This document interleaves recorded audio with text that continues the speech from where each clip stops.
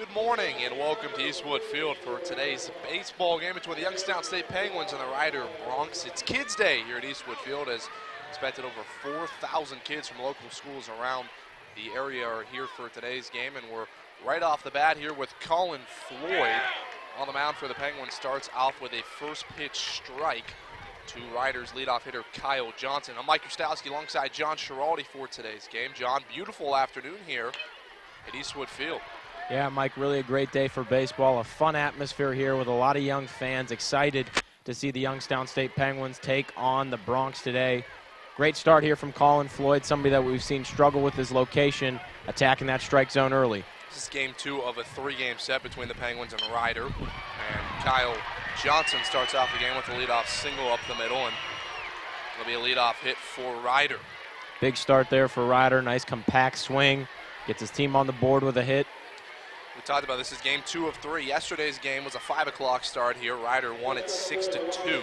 Rider had 6 runs on 11 hits with 1 errors. The Penguins had 2 runs, 9 hits, and 3 errors. So those 3 errors were very costly for the Penguins yesterday afternoon.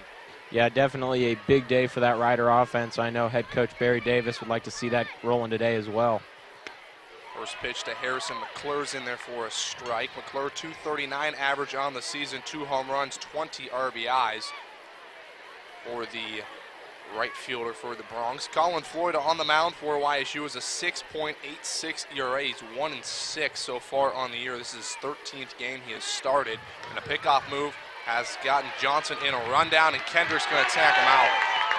A nice play by Colin Floyd as he went home and got Johnson off balance and threw over to Kendrick, who got the easy tag. You want to talk about re-grabbing that momentum right after Riders start things off with a hit, and it appears that maybe they're going to keep things rolling from yesterday. Colin Floyd shuts the door right there, catching Johnson sleeping. So Johnson's eliminated. Here's McClure, 0-1 on the right fielder. That pitch is upstairs, ball 1.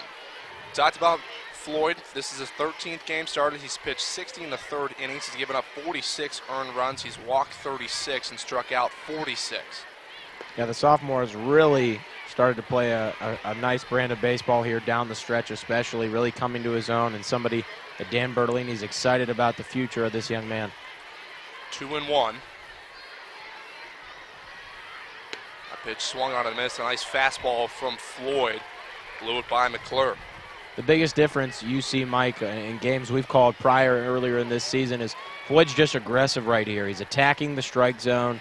He's really dictating the tempo to those batters. A lot of right-handed hitters in this Rider lineup as McClure calls time. Only 3 lefties in the starting lineup for the Bronx this morning, say. Here's the 2-2. Swung on and missed, and a strikeout for Colin Floyd, his first of the afternoon.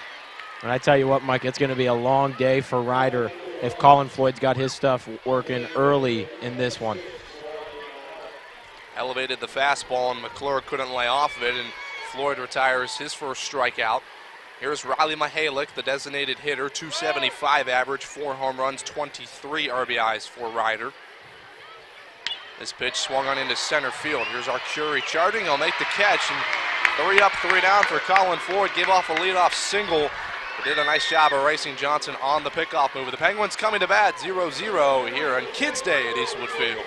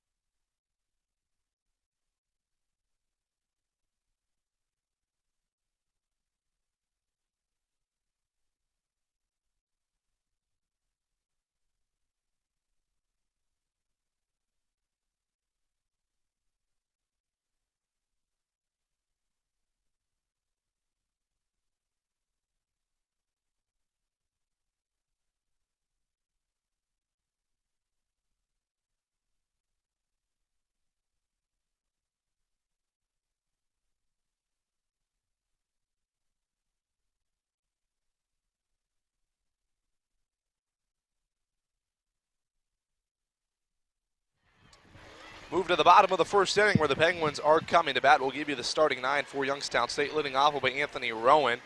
Batting second will be Alex Larrivee. In third spot will be Lorenzo Arcuri. Andrew Kendrick, the big bat, will bat cleanup. Nico Padovan will bat fifth. Webb Charles in the 6th hole. Anthony Santoro in the 7th hole. Evan Chang in the 8th hole. And Kyle Benyo will round out the starting 9. On the mound for Ryder is John Yoakum. The freshman has a 6.19 ERA.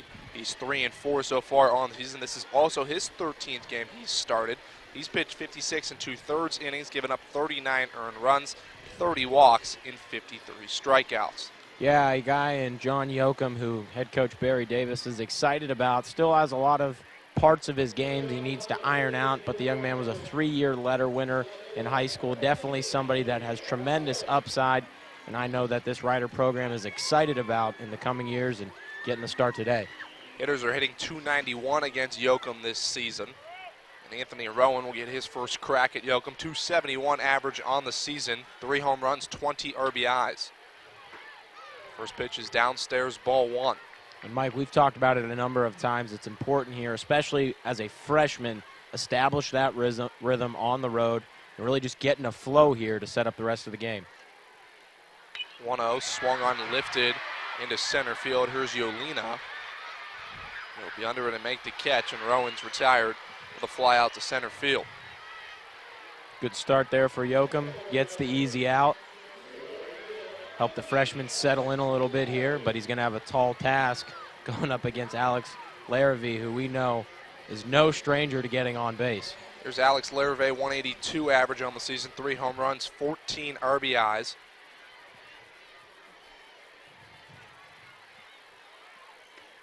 Pitch inside, ball 1. The defense for Ryder is Kaiser in left, Yolina in center, McClure in right, Voliski at third, Tecco at short, Johnson at second, Bender at first, and McAllister will do the catching. That pitch is swung and fouled back, even in the count at 1-1. Over 4,000 kids here this morning for Kids Day on a nice Friday away from school. As what more can you ask for, Mike? Summer's on the doorstep. Get to go watch some baseball instead of sitting in class. This curveball swung on, fouled back. That'll reach out of play.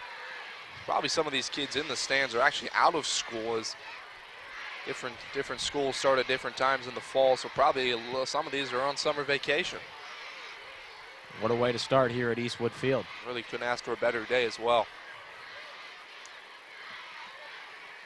Here's the 1-2 pitch. Downstairs, even the count at 2-2. Really one of Larrivee's best assets as a hitter is his ability to stay patient and continue to attack the pitcher.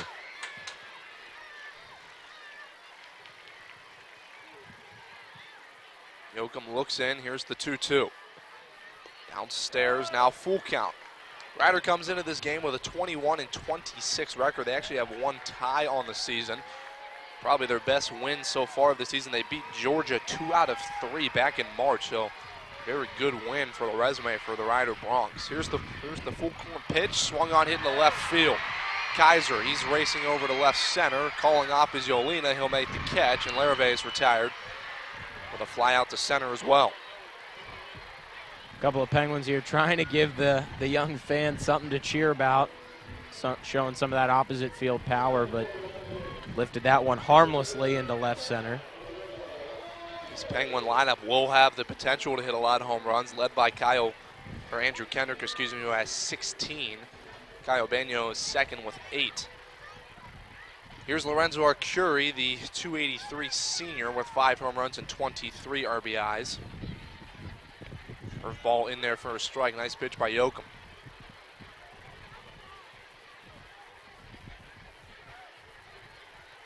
The wind looks like it's blowing in currently as we look at the flags out in right center, so could have some effect on the Penguin pop. Yeah, and it was pretty evident there, Mike, on those first 2 hits out there to left center. If that ball gets too high, that wind's just going to kill its chances of doing any damage today. Here's the 1-1. Swung on and missed. A nice curveball from Yoakum again. He's ahead in the count 1-2. Mercury looks upset with himself right there. He knew that's when he should have laid off, especially going against a young freshman pitcher who really hasn't established a rhythm yet in this one. Got to be smarter than that. Here's the 1-2, trying to get out of the inning. Downstairs, 2-2. Nice job by Mercury to lay off of that one. If I'm a Penguin hitter, until Youngstown establishes that rhythm, establishes some tempo and command of the strike zone, I'm making him work. I'm not swinging at anything that's not my ideal pitch. 2-2 on a Curie. Here's the pitch. Foul tipped, and we'll do it again at 2-2. One right there, Curie probably could have laid off of, but foul it off, live tonight, fight another day. Yesterday was the first ever game between Youngstown State and Ryder. As we told you, the Bronx took it 6-2 over the Penguins, so Weishu trying to get back and even up the series. Swung on and missed, and Youngstown also retires the Penguins in order in the first as their Curie's down on strikes, and we'll move to the second, tied up at 0 here at Eastwood Field.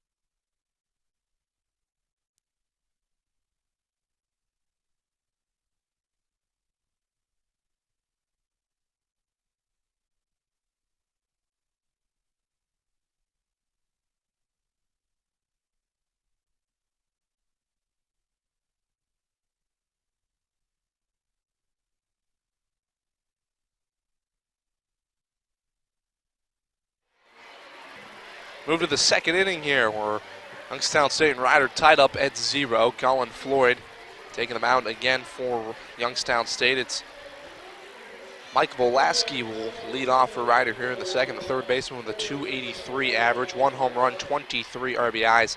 He has a .335 on-base percentage. Oh. That pitch outside part of the plate, strike one. Nice spot by Colin Floyd with the fastball.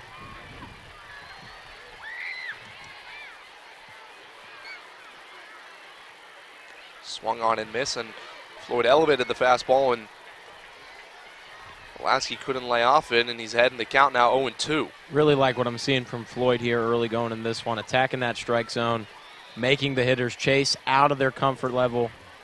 Great work here. 0-2 upstairs, 1-2. Nice job by Volaski to lay off it. Floyd went upstairs again with it, seeing if he'll chase.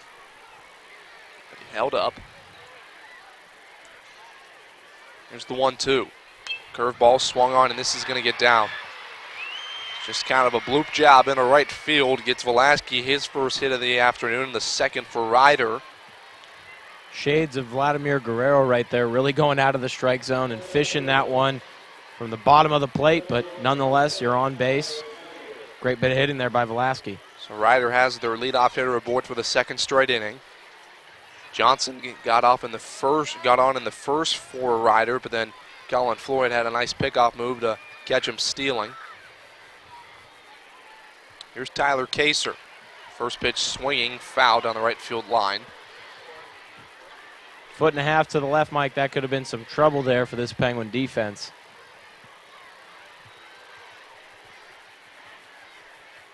Kaiser with a .294 average on the season, 6 home runs, 33 RBIs. Leads the team in both of those categories. Decent lead at first from Volaski. Pitch outside, 1-1. Kaiser, another one of these big seniors this Ryder ball club really relies on, especially offensively. Downstairs, a nice block by Santoro to keep Velasquez at first. One of the less talked about storylines this season for the Penguins has been the growth of Santoro behind the dish. He's really, at times, grown into being a focal point for this Penguin defense and a real anchor for this young lineup. That one in there for a strike. Nice comeback pitch from Floyd, even in the count of 2-2. Floyd has a nice kind of patient move going to home plate, catching that runner as he already caught Johnson off balance, and Velasquez kind of the same way, making sure he does deliver to home before he gets a bigger lead. Throw over to first, and Velasquez back standing. You got to imagine Barry Davis preached to his team that was the first and last time they will get caught by that pickoff move today, and got to imagine he's been telling his hitters to keep an eye on that back heel, make sure he's committing to going home. Outside now, 3-2.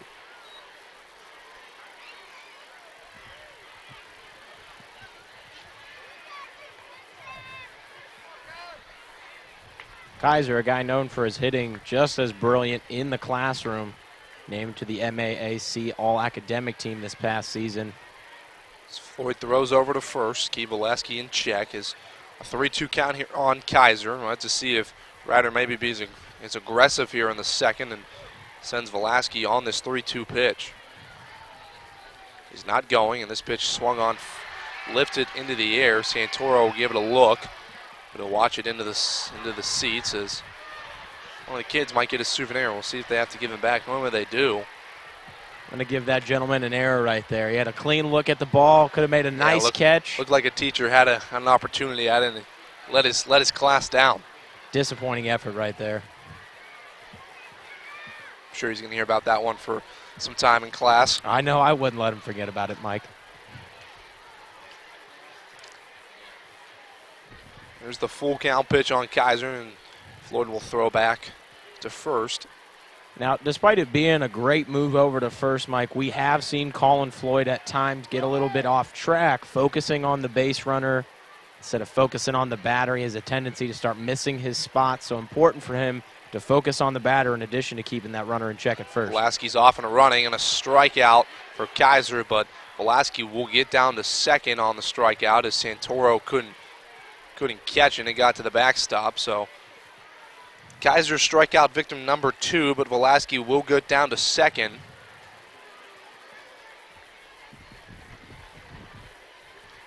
Now we get a nice look at Jake Bender, the junior. Another dangerous bat in this Ryder lineup. Bender with a 206 average, 2 home runs, 24 RBIs, a 329 on base percentage. Only struck out 18 times so far this season.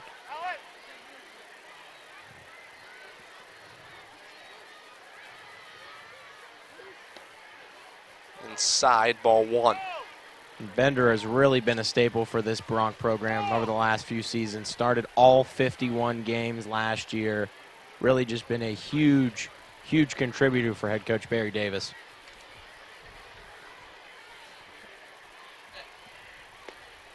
Nice pitch by Floyd on the outside part of the plate, strike 1. Floyd's really had a nice fastball to the outside part, and really none of the Ryder hitters have been able to reach it out there, so that could be a spot Floyd looks to go back to more often. And that's something we've seen Floyd do all season long. When he does have things working on the outer half of the plate, he is just as hard as anybody to hit.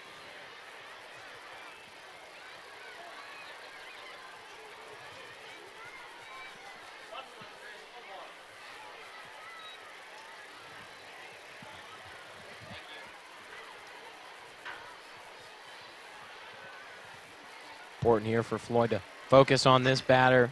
You got to kind of forget about the runner at second here. Pick off, move back to second, and back in there diving is Velasquez. And really Floyd is quick with it, both whether he's going to first or second on that quick spin back and a throw. Velasquez got back diving. Like we said, Mike, there's no question Floyd's got a great move over, whether he's going to first or second. It's just been a problem for him at times staying focused and attacking that strike zone. Has a tendency to get off the rails a bit when he pays too much attention to base runners. 1-1 is off the base. That's going to be a fair ball. Kendrick will grab it. He'll step on first, and really a tough break there for Bender as he A nice line drive and just went off the base and a fair ball, and Kendrick had an easy play.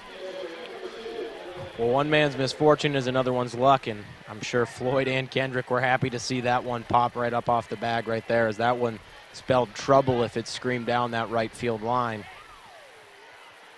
So Velasquez will reach third on the fielder's choice.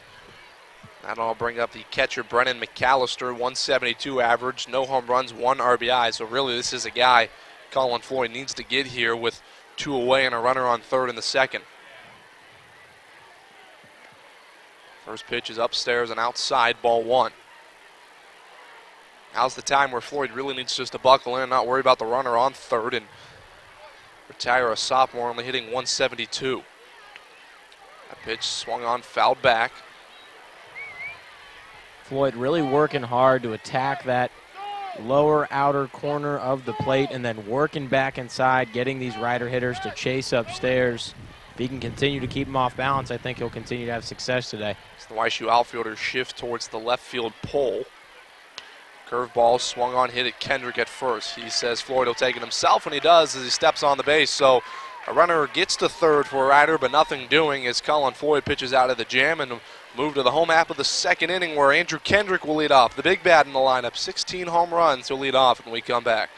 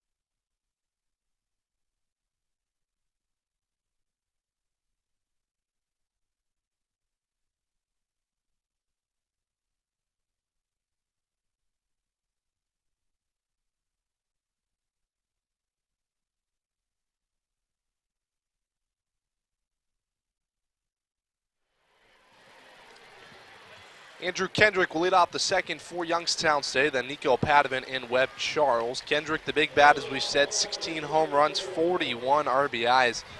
Both leads the team for Youngstown State. And if these kids want any shot of seeing a home run, this is their best bet. As Andrew Kendrick has home run potential.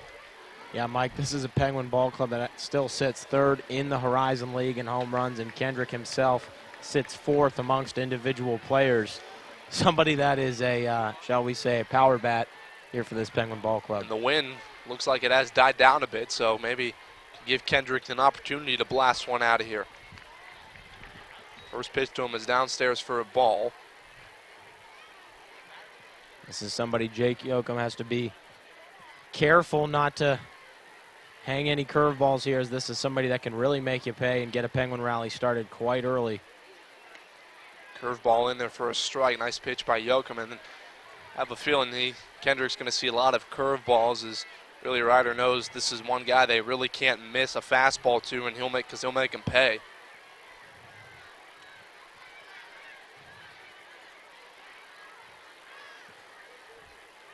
Another curveball swung on and missed.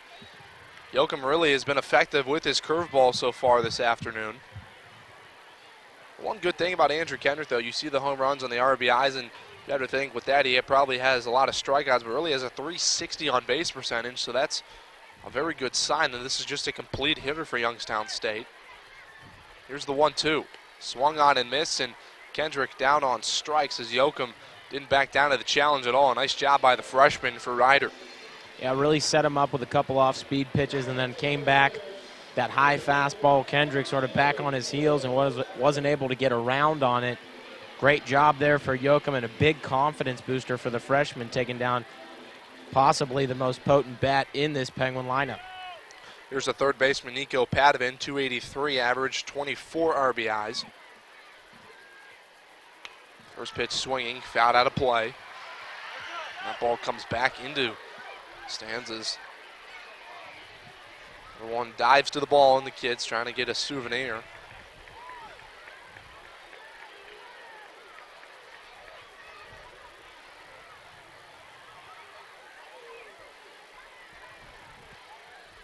Swung on and missed, and really Yoakum kind of in a groove so far in the beginning of this game. We're really hitting his spots and not even stepping off the mound. It looks like he's ready to throw another pitch as he's locked in. Settled in quite nicely here after a couple wayward pitches there in the first inning, and really looking strong here. Outside, ball one. Nice pitch though by Yoakum, seeing if Padovan will chase it.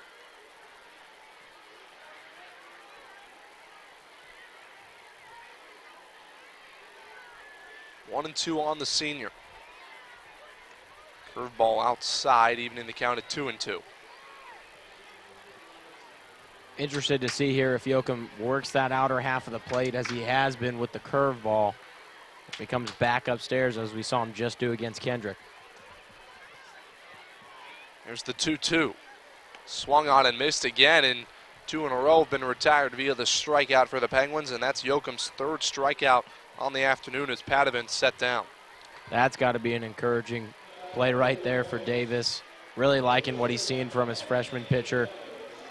And that's the biggest thing, Mike, here. When you get late in the season, especially with these younger players, is as long as you're seeing them trending upwards, as long as you're seeing them playing their best ball at the end of the year, you got to be happy heading into next season. Here's the shortstop, Webb Charles. First pitch swinging, fouled out of play down the right field line. Charles, .270 average on the season, no home runs, 14 RBIs. It's a .324 slugging percentage and a .345 on base percentage.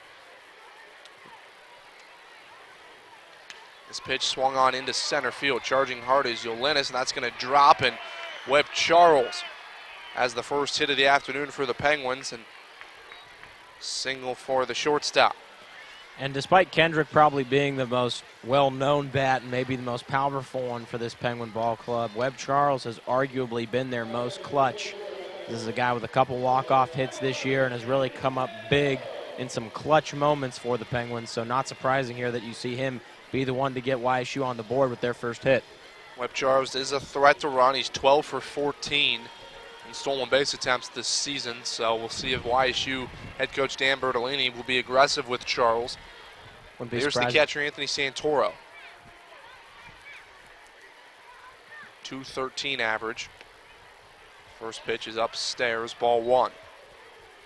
Your Santoro right here, not somebody known for his offense, a stalwart on the defensive side of the ball. It's important not to chase here, make Yoakum work, and wait on that pitch. First time we've seen Yoakum out of the stretch so far in this game, and the throw back to first.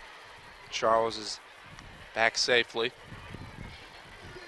You got to think Ryder knows Charles has some speed, and we'll see how Yoakum does out of the stretch.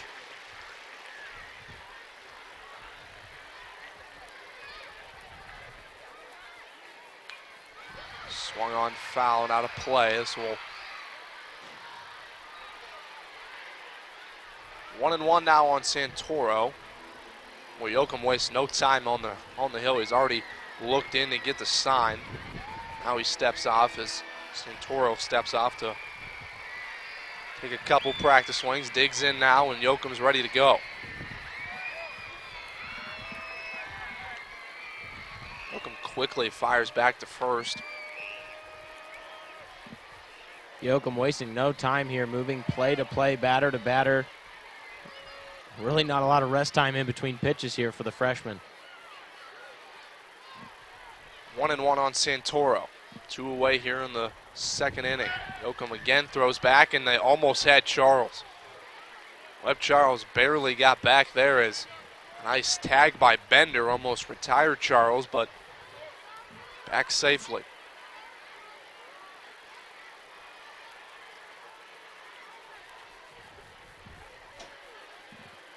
One downstairs, ball two. Yoakum also very quick to throw back to first, and has a nice pickoff moon as well as Colin Floyd. And Yoakum's might be a little more impressive as a righty throwing over to first, a lot harder than a lefty.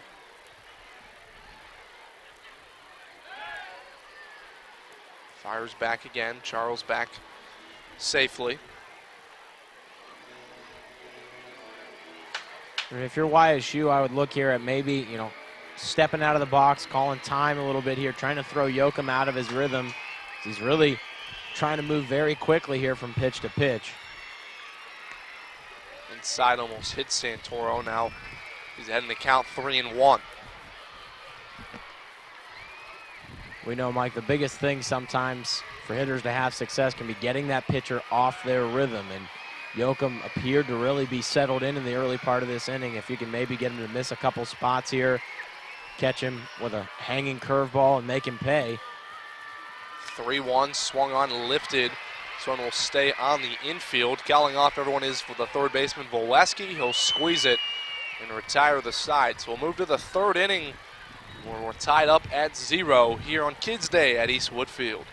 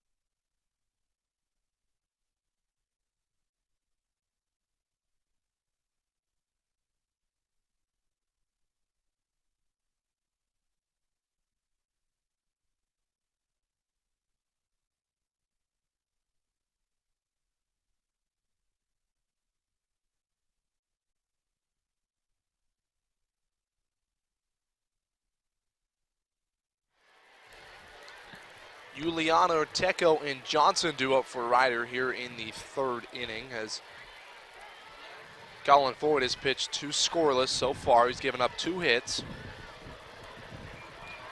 Really seen both pitchers, Mike, establishing a rhythm and really dictating the tempo to hitters early in this one. Nice little duel in the works here between Yoakum and Floyd. Brian Juliano will dig off and lead off for Ryder. 191 average on the season, 2 RBIs. He shows bunt but pulls it back. Juliano, despite the 191 average on the season, a guy that hits 300 in MAAC games. This is lifted into right field. Hervé will charge it. He'll be under it to make the catch. And 1 up, 1 down for Floyd here in the third.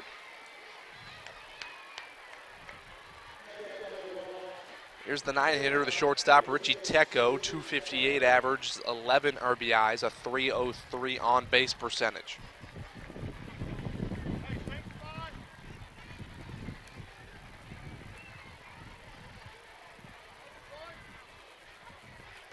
Tecco shows bunt, he pulls it back just like Yelena did. Seeing if they can disrupt Floyd a little bit.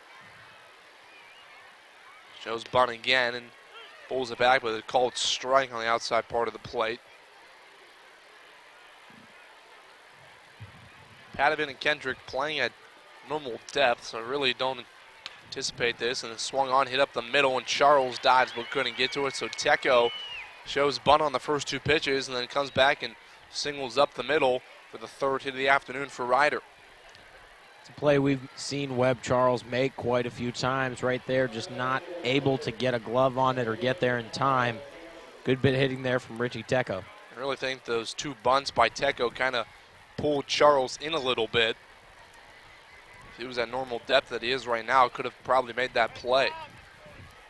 Nonetheless, it's a single for Tecco, the third hit of the afternoon for Ryder. And here's the leadoff man, Johnson. who had a single to lead off the game, but that was then picked off by Colin Floyd. Yeah, Mike, really appeared that Ryder was about to pick up right where they left off yesterday, and Floyd was able to catch Johnson sleeping there and quell that run pretty quickly. Throw back to first. Tecco back standing.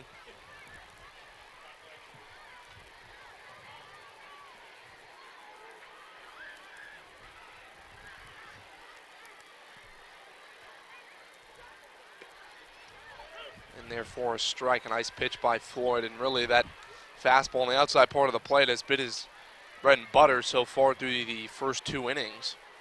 Interested to see if he comes back upstairs right here, Mike. Really tries to get Johnson swinging out of the strike zone, or maybe goes to that off-speed pitch he's had working early in this one. Floyd throws back.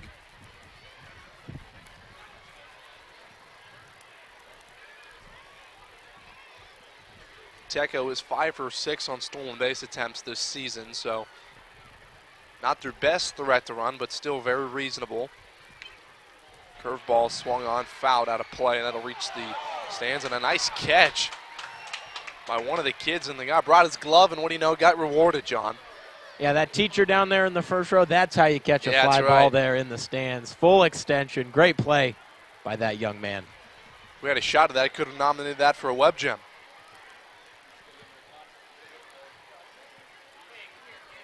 It was way back. He's still showing his friends how he did it. It looks like he's trying to replicate Odell Beckham's catch, John. Back with the one-handed full extension. Well, I tell you what, Mike, that kid is going to be enjoying a day of celebration. Oh, you know it. Everyone's going to be wanting to talk to my man. Everyone in that section's trying to impersonate him. If I were him, I would talk the catch up a little bit more every single time I tell the story. You got to make it a little more difficult. That's right. I dove over 3 people, landed on the concrete. Hit my teacher. But held on to the ball. Meanwhile, Floyd throws back to first. Mike, you were talking about the base stealing potential here for Ryder. Youngstown State, a team that a lot of people have had success stealing on. Tecco's off and running. This pitch hit into right field. Orive's under it. He's going to have to hurry up and fire back, try to get Tecco, and Tecco will reach. Hurst has kind of made that play a little bit more closer than it had to be to Tecco, as he kind of stood there halfway between first and second to make sure the catch was made and then scurry back to first. Yeah, I think, Mike, if you could have had a better throw right there from Larrivee, you might have been able to snag Tecco sleeping there, but nonetheless, he's back safely. I think Larrivee was even surprised that Tecco was that far off after he made the catch. Here's Harrison McClure, who struck out his first time.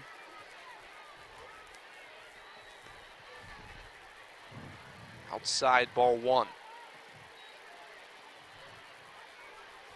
2 away here in the third for Ryder as shortstop Richie Tecco, the number 9 hitter, stands on first. Floyd throws back. I don't have a count, but you have to think the number of times Floyd has thrown back has to be in the double digits.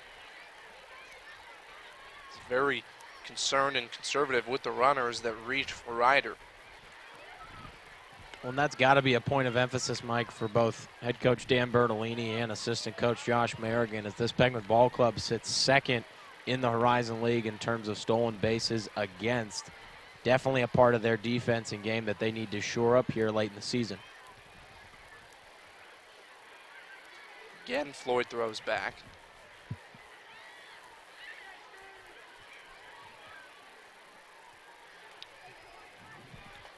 And we've talked about it before, Mike. Great move by Floyd getting over there to the base runners. Always wonder, though, if it caused him to maybe lose a little focus off here. And running, and both times looked like the hit and run was on for Ryder. And McClure's frustrated with himself. You know, that first strikeout, he really chased one out of the zone, and right there had a great opportunity to do a little damage, as it were, and maybe get Ryder on the board. Not able to get around on that one. 1-2 on McClure. Floyd trying to get out of the third. Looks in, gets the sign, comes set. Here's the pitch. Swung on, hitting the right field. Lerve's going to charge to the line, and he'll make the catch, and a nice catch running into the wall by Larrivee to retire the side. So no damage done through 3 for Colin Floyd. The Penguins coming to bat with the 8, 9, and top of the order. See if they can muster some hits here on Yoakum.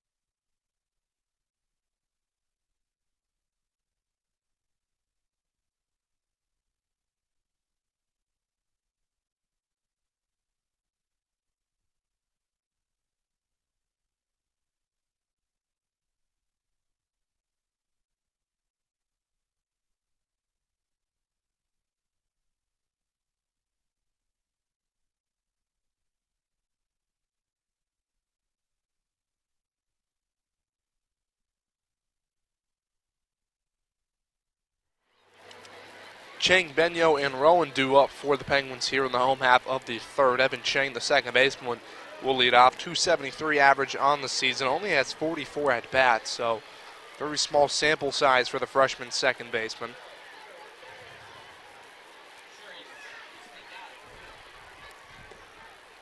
First pitch is downstairs, ball 1. John Yoakum's been strong for Ryder so far through 2 innings. He's got 3 strikeouts and has only given up 1 hit.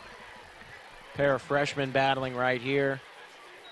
Yoakum definitely with a little more experience, but Chang, a 4-year letter winner and captain back at Taylor Aldace High School. Out straight back, 2-1. It's actually pretty remarkable, Mike, when you look at the numbers. Chang committed just 1 error in his senior season of high school. So somebody that might lack a lot of in-game experience in his collegiate career, but somebody that the ability's definitely there, and we'll see who gets the best of this freshman duel right here. 2-1 upstairs, now 3-1. So Chang in the driver's seat in this at-bat. See if he can find a pitch he can square up.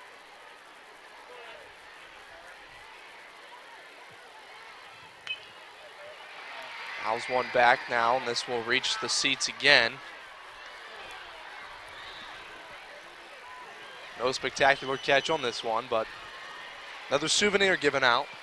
That one spelled trouble right there, as I think a couple of the young fans thought that one was going to sneak out of the ballpark. A little surprised to see it drop in, but no spectacular catch right there. Here's the payoff to Chang. Swung on, fouled again, out of play. Tell you what, John, I see a lot of kids with little souvenir helmets with Dippin' Dots in them. I'm very jealous, hoping someone can maybe bring me some Dippin' Dots by the end of this game. Can we get 2 bowls of Dippin' Dots up here to the box when, ever somebody gets a second? That would be phenomenal. Swung on, hit at the shortstop. Throws out Chang as the shortstop. Tecco retires Chang here in the third. Great work by Yoakum. Came upstairs with 3 straight fastballs, and then right there, through that breaking ball, Chang able to get around on it, but rolled over on it and harmlessly grounded out to short. So great job there by Yoakum getting the best of his freshman peer here early in this one. Here's a designated hitter, Kyle Benyo. 8 home runs, 28 RBIs on the season, so another home run threat for YSU. Inside, ball 1. Benyo actually leads the team in slugging percentage. Despite Kendrick being the household name for this Penguin Ball Club, somebody right here in Kyle Benyo that's got plenty of power as well. Swung on and missed. Yoakum blew a fastball by him. Elevated it and Benyo couldn't catch up to it. If you're Benyo, you're obviously going against a freshman. You want to be aggressive, but got to stay locked in and keep that head on the ball. Outside part of the plate, strike two. Yoakum with a nice spot after elevating a fastball, went to the outside part of the plate, and Benyo didn't even offer at it. Benyo didn't like the call either there, Mike. Now you got to shorten up your swing a little bit here. Stay aggressive, foul things off the plate, and just stay alive. Here's the 1-2. Swung on and missed, and Benyo's down on strikes, and Yoakum really doing a beautiful job so far in this game, as that's the 4th strikeout on the afternoon for Youngstown State. And with every strikeout, Mike, you're feeling that confidence building for the young freshman who's already locked in and ready to go for the next pitch. It's pretty remarkable how quickly he's getting set for his next pitch, batter to batter here in this one. Here's Anthony Rowan, flew out the left or center field his first time up. Pretty pitch right there, that curveball. Looks like it might even run in and hit you and then just buries right into the strike zone.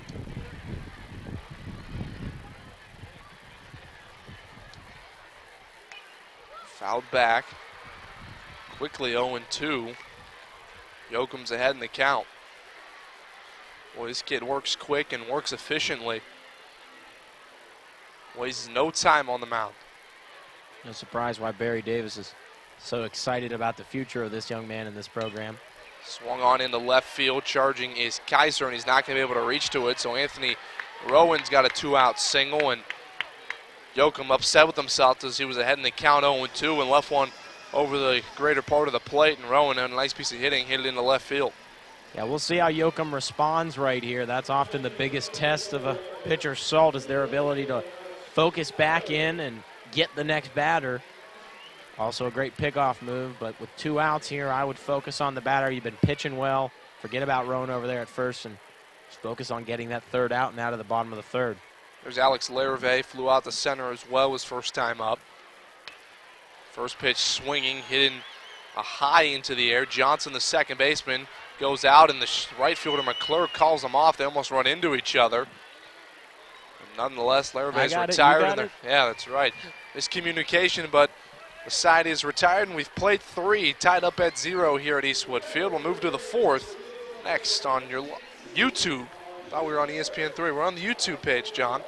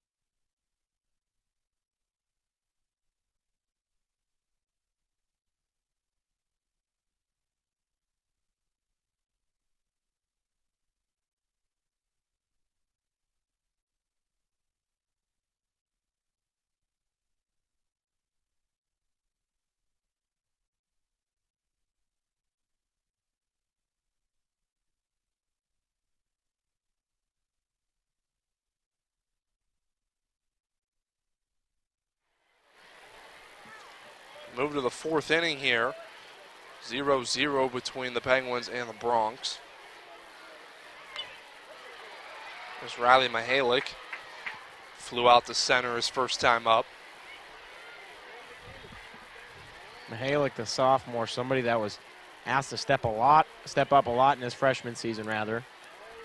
Swung on and missed, and a nice off-speed pitch by Floyd, as both pitchers now wasting no time climbing back onto the rubber to deliver their next pitch. Mihalik started 38 games last season for the Broncos as a freshman. Swung on, hit the second baseman. Chang with a leaping catch, and Mihalik's retired. First out here in the 4th. There's Mike Voleski. Voleski had a single his first time up. 283 average, 23 RBIs. Yeah, the senior out of Oxnard, California. Really somebody that can create some offense here in the middle part of this Rider lineup.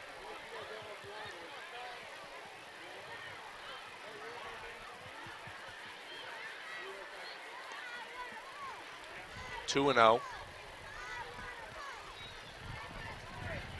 Lasky, the guy that second on the team in hits, leads the team in triples as well. Somebody that's definitely capable of generating offense here at this cleanup spot for the Bronx. Upstairs, strike one, 2 and 1 now. What's got to be frustrating for these Rider hitters today, Mike, is Floyd consistently thrown that first pitch fastball, but nobody's been able to get around on it. Just been popping it up all afternoon. Foul down the right field line. Now 2 and 2 on the cleanup hitter. Floyd with 2 strikeouts so far in this game. Looking for his third here. Here's the 2-2. Swung on, hit right back in the middle. Chang's not going to be able to reach to it, and Voleski's 2 for 2 with 2 singles. A nice piece of hitting on a 2-2 pitch. I thought for a half second there Floyd was going to be able to glove that one with the behind the back stab, but nonetheless, great bit of hitting there by Voleski. His 50th hit on the season, able to get on first and get things going here for Rider here in the top of the fourth. Here's Tyler Kaser. He struck out his first time up in the second.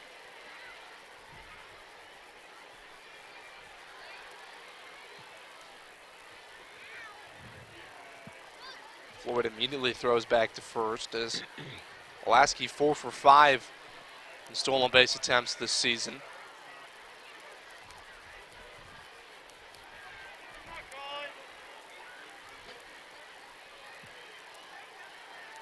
Throws back again to first. Nothing doing.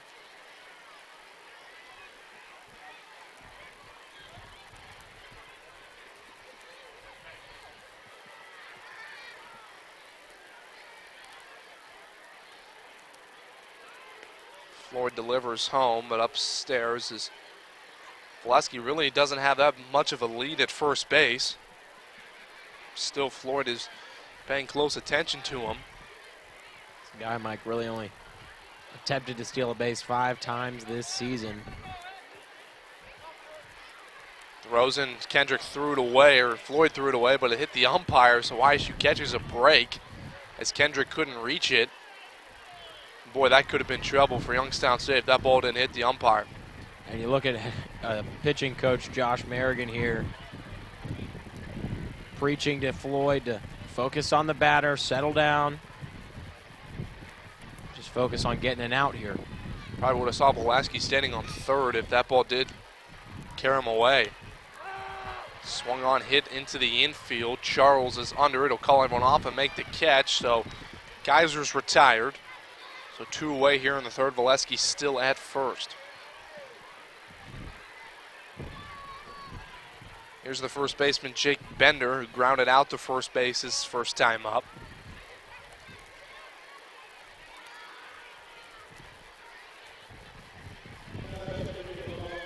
Junior out of Ellicott City, Maryland.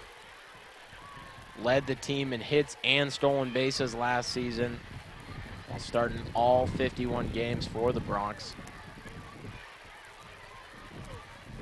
Floyd delivers home. First pitch strike over the middle part of the plate.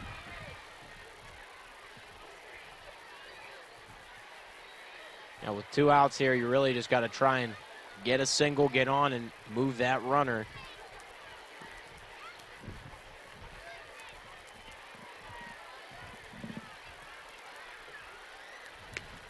Outside, ball 1 as Santoro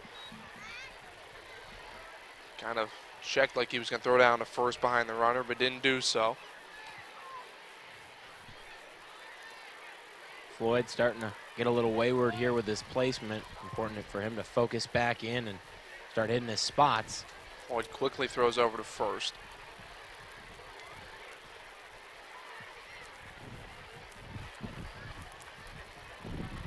One and one on the number 6 hitter for Rider, Jake Bender, Grounded out to first his first time up. Floyd quickly throws back and closer play at first, but Velasquez still in there. See if Ryder sends Velasquez here. 2 outs, trying to be aggressive in the fourth, trying to generate some offense. Velasquez gets his lead. Floyd's come set, he'll deliver home. Outside, barely. That'll be 2-1 now. Santoro did a nice job framing the pitch. Just a little bit outside. Bender's ahead in the count, 2-1. Floyd checks the runner, he'll throw back, and he's got Velasquez picked off again. Charles is going to try to race him down, and he'll tag him out, and Colin Floyd now with his second picked off runner for Ryder. And you got to think head coach Barry Davis has got to be fuming with this team.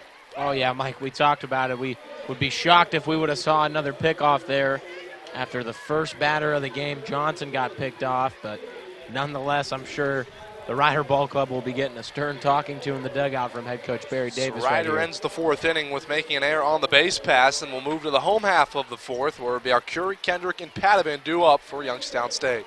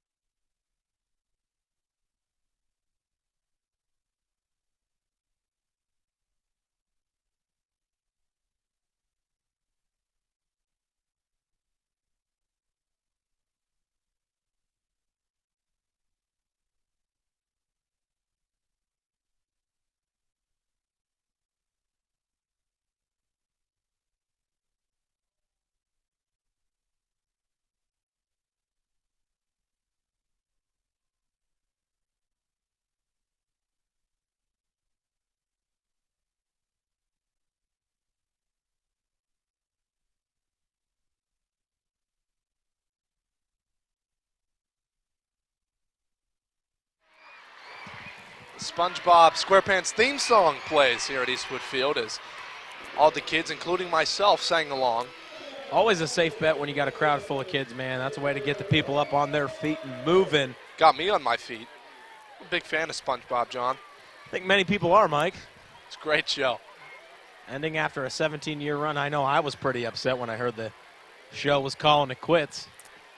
Meant a lot in my life. Yeah, it's a sour spot for me. Always be a goofy goober at heart, Mike. Amen to that. There's Renzo Arcuri, though, to lead off the bottom of the fourth for Youngstown State. Wonder if Arcuri's a SpongeBob fan, Mike. Oh, he's got to be. Well, he might not admit it, but I know deep down he is. Despite not being a SpongeBob fan, he is one of the best hitters in this lineup, second on the team in hits, third in RBIs. You could get some offense going here for the Penguins. Be a huge start. 0 for 1 on the day, struck out in that first inning. Now 1 and 2 on Arcuri as Yoakum still wasting no time on the hill. Here's the 1-2. Curveball swung on and missed, and Arcuri's down on strikes for the second time this afternoon. And Yoakum has his 5th strikeout in this game. That is a nasty deuce the freshman has working. 5 victims on the day. I do wonder, Mike, if this quick tempo is something that Yoakum's always possessed as a pitcher, or maybe this is something that we might attribute to the Ryder coaching staff. But nonetheless, this guy is all business here, moving quickly through the Penguin lineup. Here's Andrew Kendrick, 0 for 1 with a strikeout as well. Saw a lot of off-speed pitches his first plate appearance. Saw a fastball that time and swung and missed on the outside part of the plate. What we're starting to see here from Yoakum, First couple innings there, really the first three. That first pitch was a high fastball. Now he's switching to the outer part of the plate. I think Kendrick was expecting that one to be upstairs, and he wanted to give that one a ride. The 0-1 swung on, fouled back. Now Yoakum ahead in the count, 0-2. I have to think Yoakum will go with an off-speed pitch here, as he's already set to throw, as umpire tells Kendrick to dig back in. Mike, I might be expecting here a high inside fastball. You got to think Kendrick's going to be waiting on that curveball, maybe surprise him here. Curveball outside. This pitch swung on a fastball on the outside part of the plate. Kendrick gave it a ride, but right at the shortstop, Tecco. And he's retired for the second out here in the fourth. And I think Yoakum's wiping his brow there with a sigh of relief as he saw the rider catcher there set up on the inner part of the plate, and he missed on the outer half. Kendrick, normally a guy that'll make you pay when you miss your spots, especially with a fastball, but harmless line out there to the shortstop. There's Nico Padavin, also struck out his first time.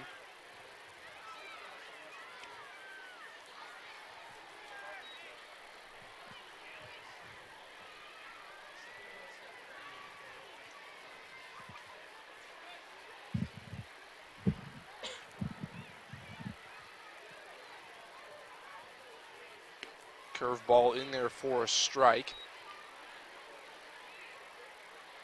Yoakum's just got better and better, Mike, as the day has progressed. The freshman's feeling more and more comfortable here, and it's showing.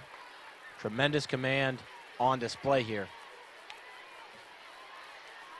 The 1-1 fouled back, now 1-2 on Padavin. I think what's impressed me the most has been Yoakum's ability to really dominate some of the best hitters in this Penguin lineup. Here's the 1-2 on Padavin. Yoakum trying to get out of the fourth. Here's the pitch, swung on, fouled down the right field line, and do it again at 1-2. Poor effort there by that gentleman out there on the right field line. I think not sure if that's a teacher or just a fan. The older fans here need to take some note here from the younger guys. Should have came more prepared, maybe brought a glove. That's right. Here's the 1-2. Upstairs, 2-2. Do you bring a glove to games, Mike, when you go Major League? When you're going as a fan, do you bring a glove? I don't. I trust my hands, my bare hands. That is impressive. Yeah. We've seen quite a few, shall I say, older fans, whether it's Jim Harbaugh up there at Michigan or... That pitch swung on. That's going to get through as Johnson was a little late reacting to it, and that's a two-out single for Nico Padavin. Nice piece of hitting there by Padavin. But this has got to be probably the most frustrating aspect of the Penguins' offense today for head coach Dan Bertolini is you're just consistently getting these two-out singles where if you could maybe get a couple of those to start off an inning or maybe even with one out, a lot more room to work with and maybe get some offense going here. Hopefully the Penguins don't strand another runner if you're head coach Dan Bertolini. I know John Yoakum would be happy with that one. Here's Webb Charles, took a big cut at the first pitch and missed it. He's 1 for 1, though, in this game with a single. He also had a two-out single back in the second inning.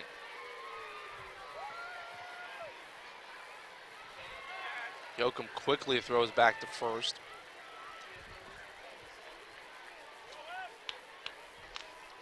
The best teams in baseball are very good hitting with two outs. So we'll have to see if the Penguins can maybe rally some hits here in the fourth with two away with Nico Padavin at first. Padavin's off and running. This ball is lifted on the infield. The shortstop, Tecco, shades the sun and makes the catch as the hit and run was on, but Charles just got under it, and we've played 4 with no score. Move to the fifth inning. We're tied up at 0 here at Eastwood Field.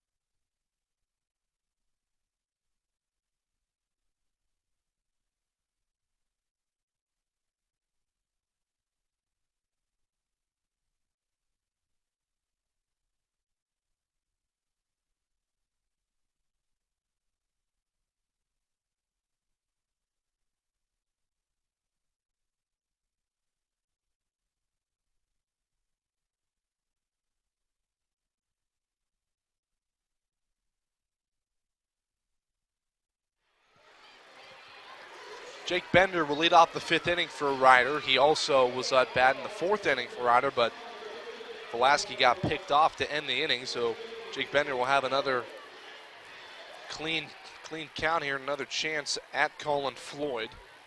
Colin Floyd really making me eat my words today. Every single time I start to harp on him. Oh, first pitch swinging, hit at Padavin. A nice backhand play, throws over to first to retire Bender. Really a nice play by Nico Padavin on a quick first pitch swinging by Bender. Had to go to the backhand towards the line and threw out Bender. Great play there by Padavin. Took me by surprise. Shouldn't be, considering the stalwart that young man has been at third base and in the hot corner this year for the Penguins. So 1 pitch, 1 out here in the 5th for Colin Floyd. And here's the catcher, Brennan McAllister. Grounded out the first his last time up. First pitch inside, almost hit McAllister. I was joking though, Mike. It seems like every time I start to harp on Floyd, as it were, for throwing over as much as he does, he gets a base runner. So yeah, what do I know? Off the end of the bat, hit at Charles. He charges it, throws over to first, and retires McAllister. As that ball kind of with a little spin job off the end of the bat of McAllister, but 2 away here in the 5th. Another quick start here for Colin Floyd. Both these pitchers today, Yoakum and Floyd, have been working and getting through innings relatively quickly, Mike, and on a low pitch count. Here's Brian Juliana. Flew out to right field his first time up. Colin Floyd trying to have a quick 5th inning of work. First pitch in there for a strike.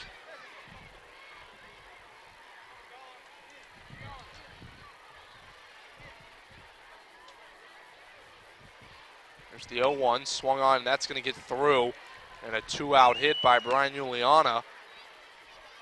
That'll be a single as Colin Floyd still try to go 1-2-3.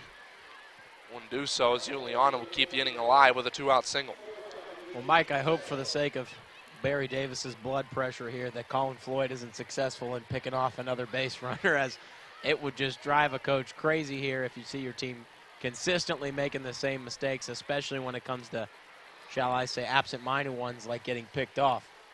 Here's the number 9 hitter, Richie Tecco, who's 1 for 1 on the afternoon, singled in his first plate appearance. As the ball gets away from Santoro, but nothing doing. We're going to have a conference on the mound. You got to imagine Coach Merrigan just probably seeing where his pitcher's at right now and maybe talking to him about his approach here. I'm not going to say it this inning because the minute I do, he's going to pick somebody off again. But it can't be anything about him coming out of the game. Nobody warming in the Youngstown State bullpen. Probably has to just be strategy of how they want to attack the number 9 hitter here, especially with a guy on first.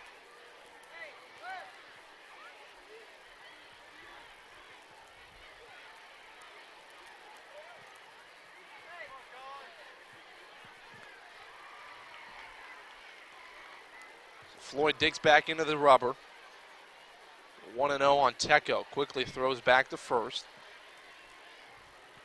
Juliana back safely. He's 1 for 1 in stolen base attempts this season.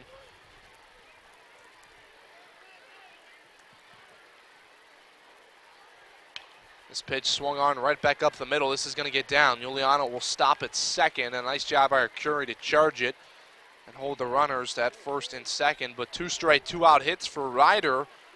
And Tecco's 2 for 2 on the day with 2 singles. And that's going to turn it over to the top of the lineup and Kyle Johnson. Yeah, Davis in this Ryder Ball Club really getting a big lift here from Tecco in the 8-9 spot here for the Bronx. And now as things stand, you're looking at a nice little 2-out rally right here. Maybe break this stalemate at 0-0. Here's Kyle Johnson, 1 for 2 on the day. Singled in the first, flew out to right his last time up. Ryder in scoring position for the Bronx with 2 outs here in the 5th. First pitch is outside ball 1. And we talked about it last inning. Good teams are good at hitting with 2 outs, and the Bronx have an opportunity to play to 1 across with a runner in scoring position with 2 away here in the 5th inning. Many of my coaches, Mike, always focused on situational hitting. You're not sure when those opportunities are going to come up, but got to take full advantage of them when they're there. Floyd turns and throws back to second. Nothing doing.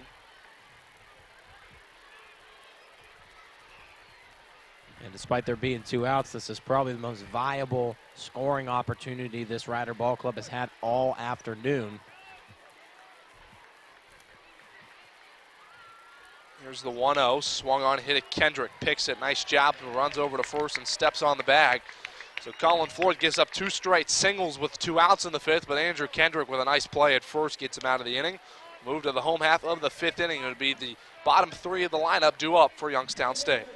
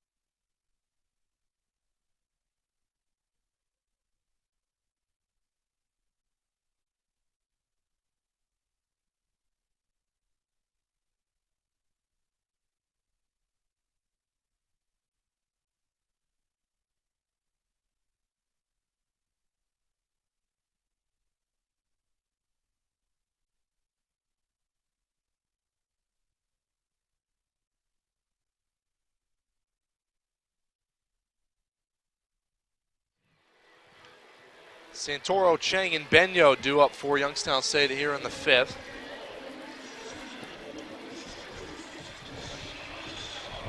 Santoro flew out to the third baseman his first time up. Despite not a whole lot of offense today, Mike, an exciting afternoon of baseball. Fun atmosphere here. Got a lot of local and young, passionate fans. See if this Penguin offense can get something going to generate some runs for these kids, as they're begging to stand on their feet for a home run or some hits. Not if John Yoakum has anything to say about it, Mike. First pitch swinging by Santoro, fouled off the end of the bat.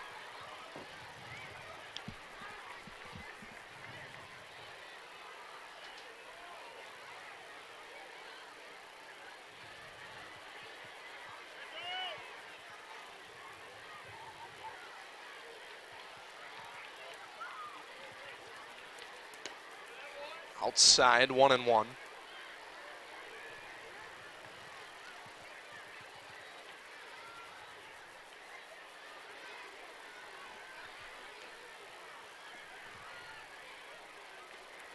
Upstairs, 2-1 now on Santoro.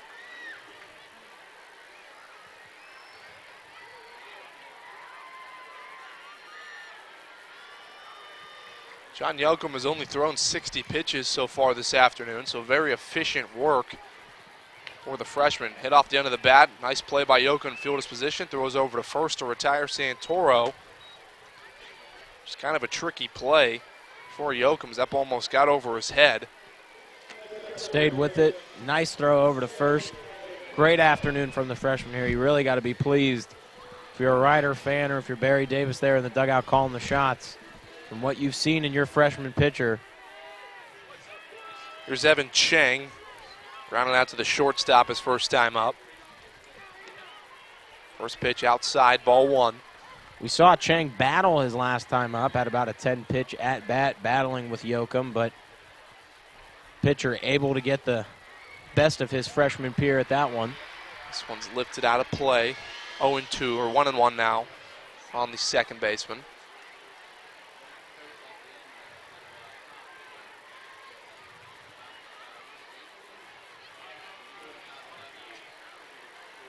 Here's the 1-1. Inside, strike 2.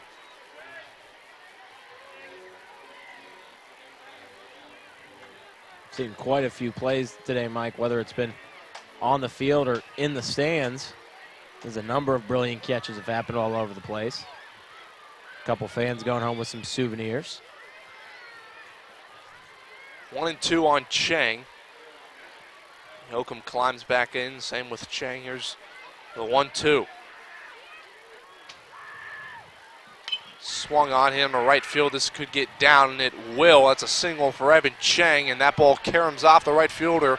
Chang will try to stretch it into a double, and the bang-bang play, and he's out at second. And that is a freshman mistake right there, Mike. Had a great hit there to start off the inning, something we haven't seen YSU been able to do all day, and Chang trying to be aggressive here in a late season start and show his worth, but right there you got to be satisfied with the single and not be too greedy, as it were. And now instead of sitting with one man on and one out, you're staring at another two-out situation with nobody on. A nice play by McClure in right field, who got to it, mishandled it, but stayed with it and threw out Chang, who tried to stretch a single into a double. So now 2 away here in the 5th for Youngstown State. So that will be a hit for Evan Chang. It's just a single and then a out at second, trying to stretch it into a double. And that'll really only, Mike, prove to be especially frustrating if you see Kyle Bagnot here have any kind of success at the dish and realize that you could have maybe had runners standing on third or maybe one up on the board. 0-2 now on Bagnot, who struck out his first time up.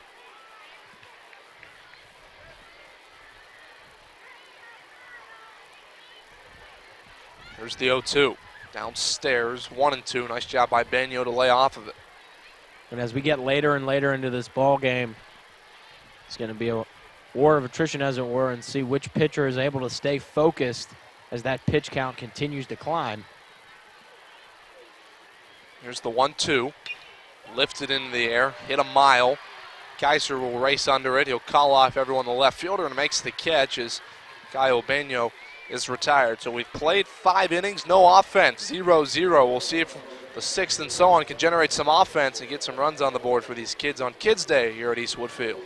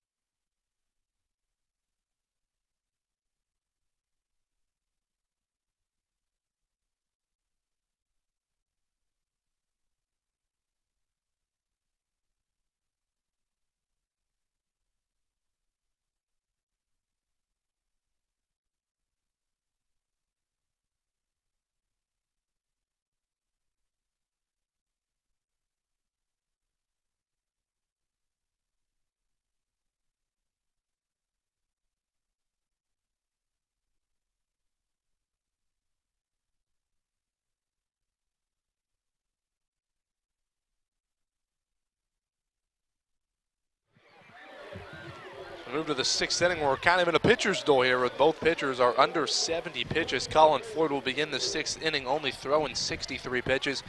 He's thrown 5 innings, has struck out 2 and has walked none. And Floyd able, go ahead. Floyd able to work out of a jam that last inning, Mike, as Ryder was threatening there to maybe break this tie. Be the first one to generate some offense, but Floyd, he was pumped up, able to work out of it there. Here's Harrison McClure. Flew out to right field his last time up. We're starting to see the first signs of activity out there in the Penguin bullpen. As a couple pitchers start to stretch and get loose as we climb into the top of the 6th. 2-1 in there for a strike, now 2-2. McClure had a nice play in that bottom of the 5th inning, throwing out Evan Chang, who tried to stretch a single into a double. Here's the 2-2, swung on, checked his swing. First place umpire would say it didn't go, and we have a full count. Yeah, despite some brilliant defensive plays, McClure unable to generate any kind of offense today, 0 for 2 with a strikeout. Just really hasn't looked comfortable at the dish today. Outside ball 4, so Floyd gives his first free pass of the afternoon as McClure will reach with a leadoff walk.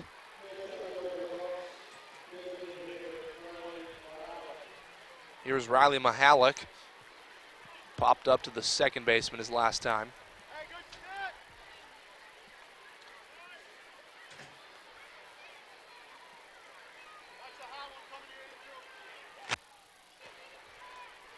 Floyd delivers with a curveball in there for a strike.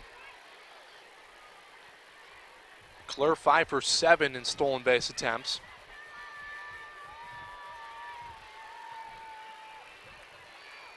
And Mike, we've talked about it. This is a team that a lot of people have had success stealing on. Might be part of the reason you see a lot of emphasis here for Floyd and keeping runners in check.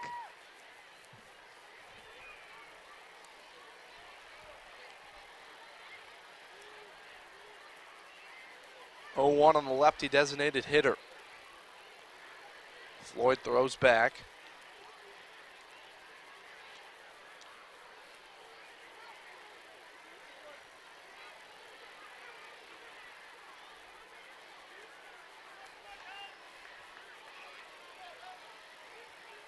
Floyd delivers this time, swung on, hit at Webb Charles. Nice backhanded play. His only plays to second, a bang-bang play, and they retire McClure at second, but Velasquez or Mahalik, will reach on the fielder's choice, but really a nice play by Webb Charles at short.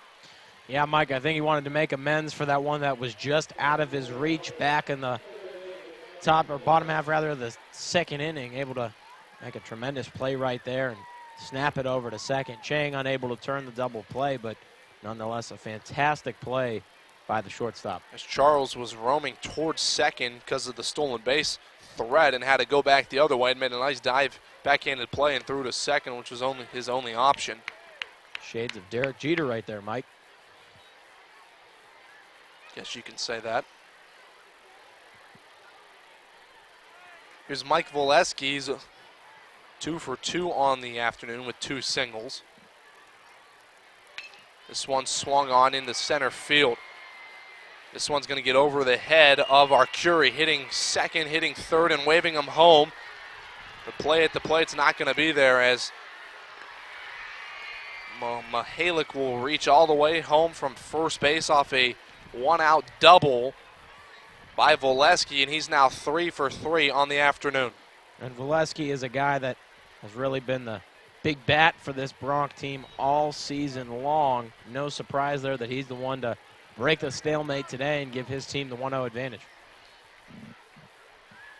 So Velasquez drives on over Arcuri's head in center. And Mahalik got on his horse and made it all the way home from first base as the relay wasn't even close from Youngstown State. And the Bronx are on the board 1-0. Well, you saw Charles there sort of double pump. And I think maybe if he would have just definitively made the throw right off the bat, you might have seen a closer play there at home plate as we see some activity now out there in the Penguin bullpen. As Arcuri was playing kind of in medium depth in center field and didn't have any chance. That ball was smoked over his head.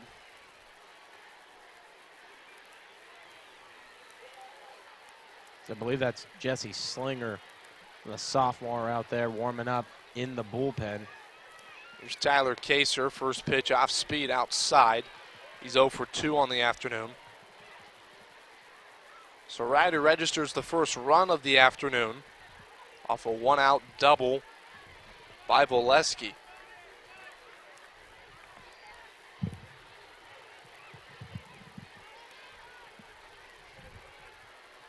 Floyd delivers home upstairs, now 2-0. So Cullen Floyd looks a little out of sync so far after giving up that big one-out double. He's delivered 2 balls.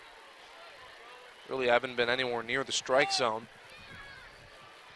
We started to see his focus and attention drift a little bit there at the tail end of that last inning, and ball in there for a strike.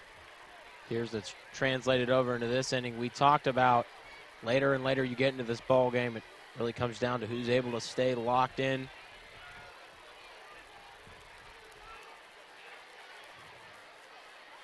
Two and one on Kaiser.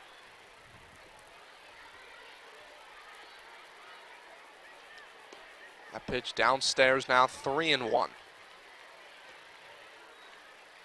Colin Floyd really needs to do a good job of giving up only 1 run and getting out of this inning. But behind in the count now 3-1 on Kaiser. Just missing his spots right here. You're seeing Santoro set up and having to work and track down those pitches. 3-1 upstairs, and that's the second walk of the inning allowed by Floyd. Dan Bernalini peers out to the bullpen, and I think we might see a pitching change here, or at least consider it from Dan Bertolini as he trots out to the mound.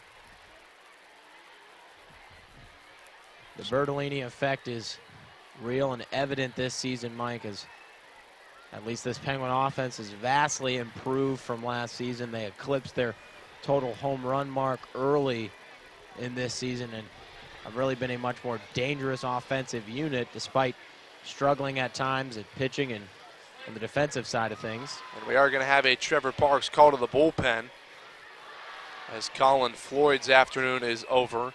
He is responsible for the 2 runners that are on base right now for Ryder. And coming in to pitch now is just Slinger for Youngstown State, a 6.70 ERA, 1-4 record. He's appeared now in 26 games. He's pitched 48 in the 3rd inning, given up 36 runs, has struck out 33. Yeah, the sophomore out of Upper St. Clair there in Pittsburgh, PA. Still trying to iron out a few parts of his game, but nonetheless needs to make the most of this opportunity right here, coming in a jam. And the important thing is just focusing on getting that first batter.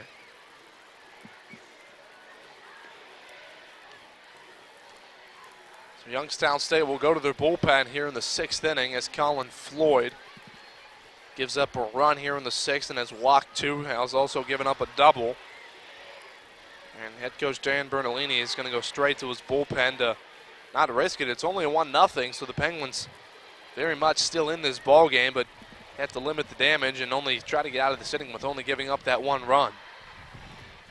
Yeah, it's always a curious situation when you see a pitcher starting to lose a little bit of their stuff of how long do you ride them until you make that change, Mike. You don't want the bleeding to get too bad, as it were, but you don't want to pull the plug on things too early. So only time will tell here, and really how Slinger performs here with 2 men on will really indicate if that was the right call or not, as we still sit with just 1 out in this inning.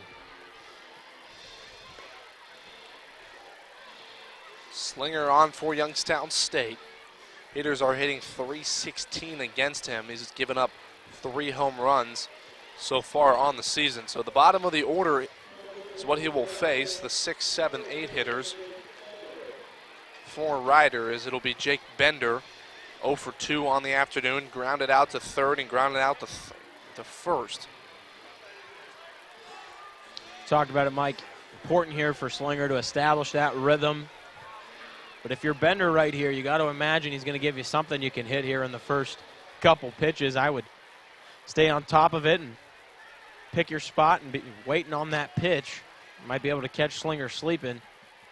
So Slinger comes in inheriting 2 men on. Here's Jake Bender as Slinger will step off for delivering his first pitch. Trying to get on the same page as his catcher Santoro.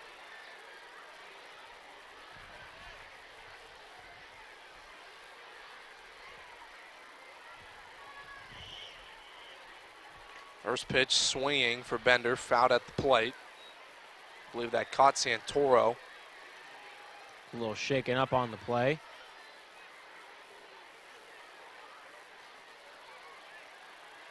As I did not get a good look where that hit Santoro, but he's in a little discomfort here. Nonetheless, I think he'll be all right.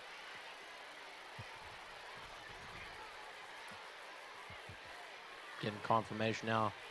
Took it right in the mask, so a little bit of wake-up call there for Santoro. Jake Bender does have 24 RBIs on the season for the Bronx. Velasquez stands at 2nd. Kaiser at 1st. Curve ball downstairs, 1-1. And Mike, perhaps most concerning is he's 2nd on the team in RBIs, somebody that's definitely equipped to make the most of his opportunities. especially with runners in scoring position.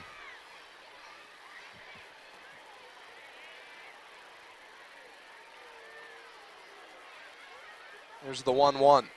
Another curveball. Check swing, and that ball scoured down the right field line. Hopefully everyone's okay. Down that right field line, that was a screaming line drive. Bender kind of made up his mind at the last second that he was going to take a cut at that one, and we saw that slice right there down the right field line as it appears everybody's okay in this one. And another fan will go home with a souvenir ball. 1-2 now on Bender. Slinger works in relief here in the 6th. Curveball, that's going to get down into left field. Velasquez will hit third and stop there as a nice job by Rowan to field and quickly throw it in now, but bases are loaded with a Ryder here with 1 out in the 6th. So Jake Bender registers his first hit of the afternoon, and everybody moves up 1 as Ryder now with them loaded with 1 out. And Slinger there kind of kicking himself, left that curveball hanging. Bender able to rip it into left field. Now you got to play at any plate here, but you also have 3 runners potentially in scoring position. Just 1 out on that board, important here. There's Brennan McAllister, 0 for 2. Grounded out to short his last time up. Wise, you can really use a double play ball. If you're Slinger here, you really want to work the outer part of that plate, try and get McAllister off rhythm. Get him reaching and then attack that inside corner. Work out of this jam. 1-0 on the outside part of the plate, strike 1. Nowhere to put anybody here with Ryder with the bases loaded in the 6th. Slinger trying to work out of the jam he came into in relief.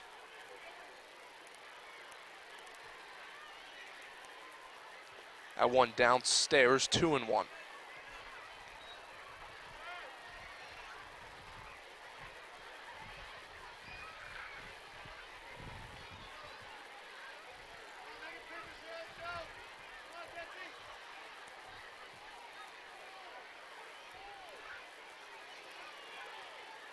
Time called at the plate as McAllister will step out and Santoro will jog out to have a meeting with this pitcher.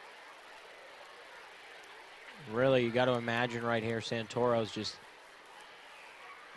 telling Slinger to focus in and, again, keep hitting his spots. That's really all you can do right here. And if you're Slinger, you can't let the moment be bigger than it actually is. You got bases juiced, but right here, you just got to focus on this batter. You got to play it any single bag. So if you can keep this one on the ground, you can potentially get out of this one with a little double play ball. McAllister only with 1 RBI on the season. Here's the 2-1.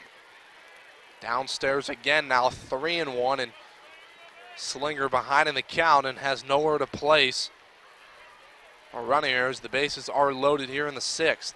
Something's got to give, Mike. Either if you're Slinger, you got to throw something here in the strike zone, and if you're McAllister, you might want to give this one a ride.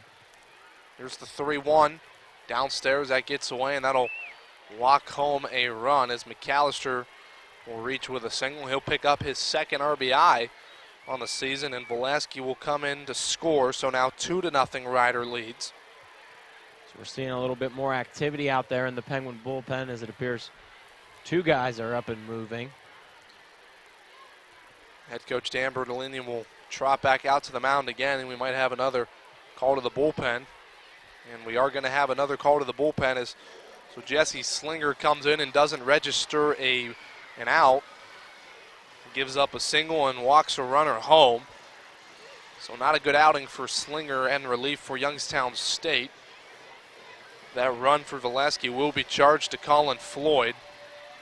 And I believe we're going to see Joe King, the senior, trot out here, a guy that's came up big for the Penguins in a lot of key moments. And I know Coach Bertolini will call upon his senior here once more to try and stop the damage and keep things in a workable situation for the Penguins here in the top of the 6th.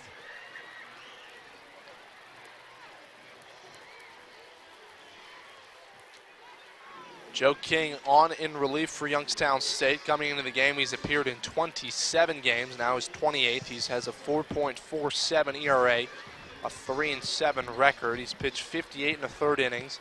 He's given up 29 earned runs. He's walked 29 and struck out 25. Hitters are hitting .322 against him. That's the guy sits fifth in the Horizon League in ERA. Somebody that's really been a fixture for this Penguin ball club and actually is tied for second in saves as well. So somebody that's fully equipped and used to coming in these pressure situations and helping his team get a W. Right here, you're just trying to stop the bleeding, as it were, and make sure things don't get out of hand here and into an unworkable situation with 3 innings still left to play. So Slinger came on in relief, gave up a single to Bender, and then walked McAllister, which scored Velasquez as the bases were loaded. So now Joe King will come in relief, also with the bases loaded and 1 out here in the 6th inning. So really have to bring on one of your veteran pitchers here in Joe King to try to get out of this inning with only giving up 2 and still keep the difference in a manageable situation when YSU still has 4 plate appearances in this game. Yeah, he called upon the sophomore there and Slinger and just didn't really appear comfortable from the moment he was inserted into the game. So you go with the tied and trusted hand here in Joe King and hope that your senior's able to deliver here in a big moment. So here's Brian Yuliana, singled his last time up. The number 8 hitter for the Bronx. The lefty King delivers. In there for a strike.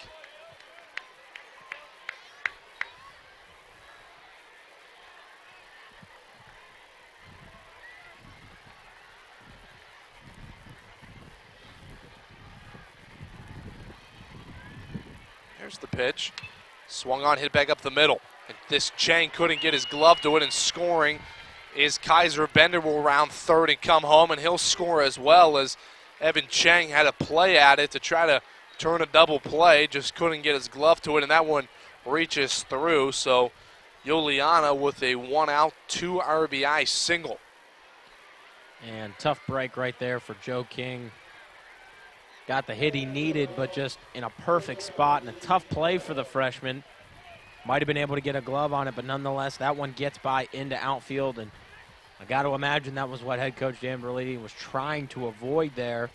You now find yourself in a 4-run hole with 2 men on and still just a single out up on that board, Mike. Really, if you're Evan Chang, you really have to just knock that down. Find some way to not let that ball reach the outfield. And it did get through his glove and got into center field, and 2 runs did come in, Kaiser and Bender. So now 4-0. Ryder leads, and here's the number 9 hitter in Richie Tecco. And Tecco, despite being in that 9 spot, 2 for 2 on the day. It's really been a big bat today for this Ryder ball club. So 6 Bronx have reached safely in a row. It all started with Mihalik, who grounded into a fielder's choice, but he did come around to score.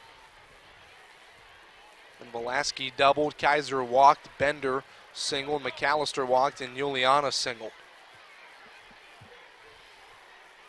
So quite the offensive inning so far for the Bronx here in the 6th inning.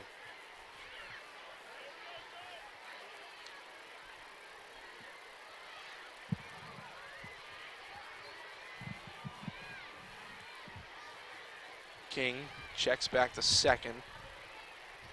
McAllister back safely. It wasn't even a throw by Joe King.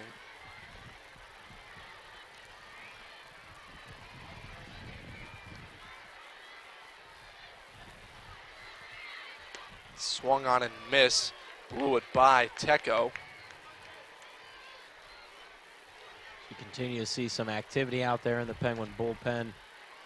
Righty Joel Hake as well as Pierre Alvarez warming up. 2-2 on Tecco. Swung on and missed, and Joe King registers his first strikeout of the afternoon, and really a big strikeout for Youngstown State. Is now 2 away here in the 6th inning. That just completely changes the mood of this inning, Mike. You now got 2 outs on the board.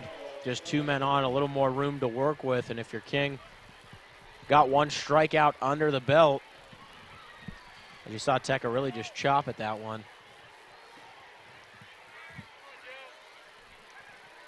Here's the 9th hitter in the inning to bat for Ryder, Kyle Johnson.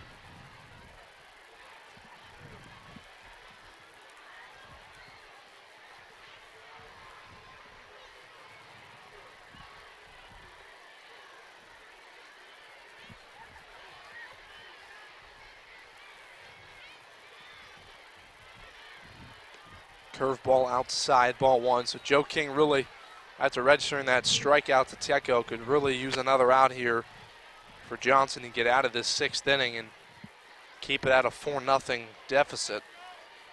Still got to be a little weary of these 2 men on here. Can't allow one to hang across the middle and give Johnson, who's fully capable of giving a pitch a ride here. Swung on a hit at Charles, the shortstop. Throws over to second to retire the 3rd out, but not before 6 men reach for Ryder. They plate 4. And we move to the home half of the 6th inning with the Bronx over Youngstown State, 4-0.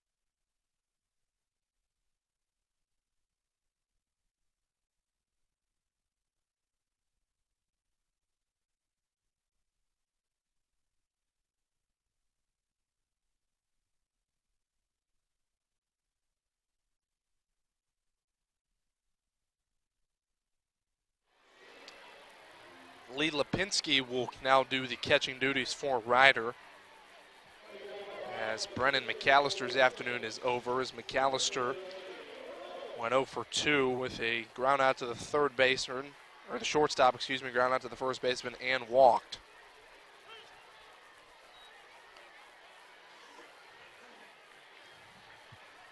Leading off the home half of the 6th inning for Youngstown State is the top of the order, and Anthony Rowan. Penguins down 4-0. A pitch swung on and missed, and Yoakum ahead in the count 0-2. Got to think Yoakum now a little bit more confidence after his team has given him a 4-run cushion to see him maybe really get into a second groove here. It's been very effective so far through 5.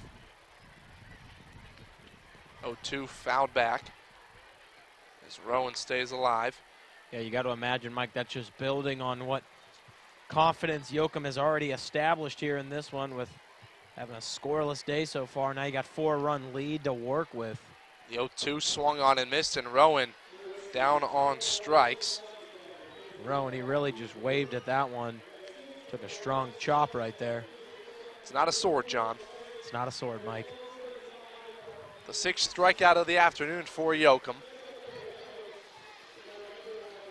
That'll bring up Alex Larrivee. He flew out to the right fielder his last time up. First pitch, strike by Yoakum, and wasting no time finding the strike zone either. He is just in a groove right here, Mike. Really commanding that strike zone. This ball lifted into right field. McClure under it, makes the catch, and 2 up, 2 down here in the 6th inning for Youngstown State. There's Lorenzo Arcuri, the center fielder, 0 for 2 on the afternoon with 2 strikeouts.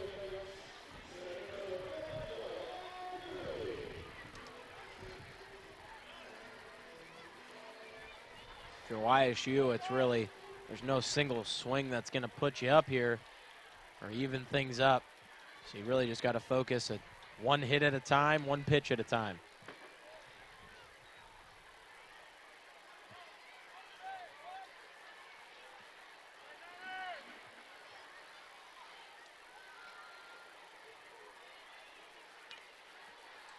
Fouled back into the YSU dugout, 1-1 now as that ball went off Lipinski.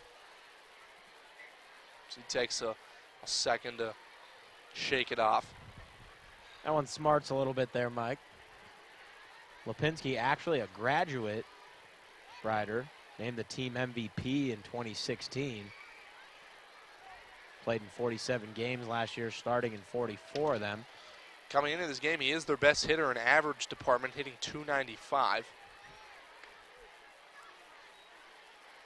Does have 4 home runs and 26 RBIs as well, so kind of a surprise you didn't see him in the starting lineup beginning of this game. We do wonder, after seeing his reaction right there to taking a pitch, is he maybe a little banged up here in this one, as he does move a little gingerly. 3-1 now on our Curie. 2 away here in the 6th inning.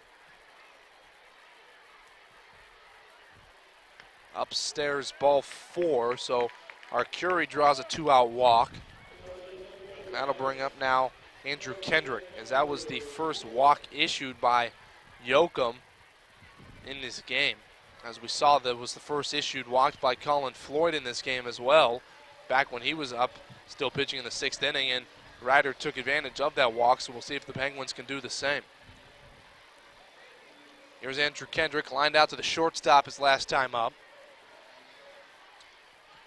This is the man you can count on with one swing of the bat, can hit a 2-run shot and get yourself right back in this game. This might be Kendrick's best opportunity, as it appears Yoakum starting to slow down a little bit as he gets into the mid-80s here in the pitch count. Might leave a hanging curveball that Kendrick could give a ride, and some of these young fans some excitement here at Eastwood Field. There was the curveball, but a good one on the outside part of the plate. 0-1. And really, despite being a freshman, Yoakum has gotten the best of Kendrick today in this one.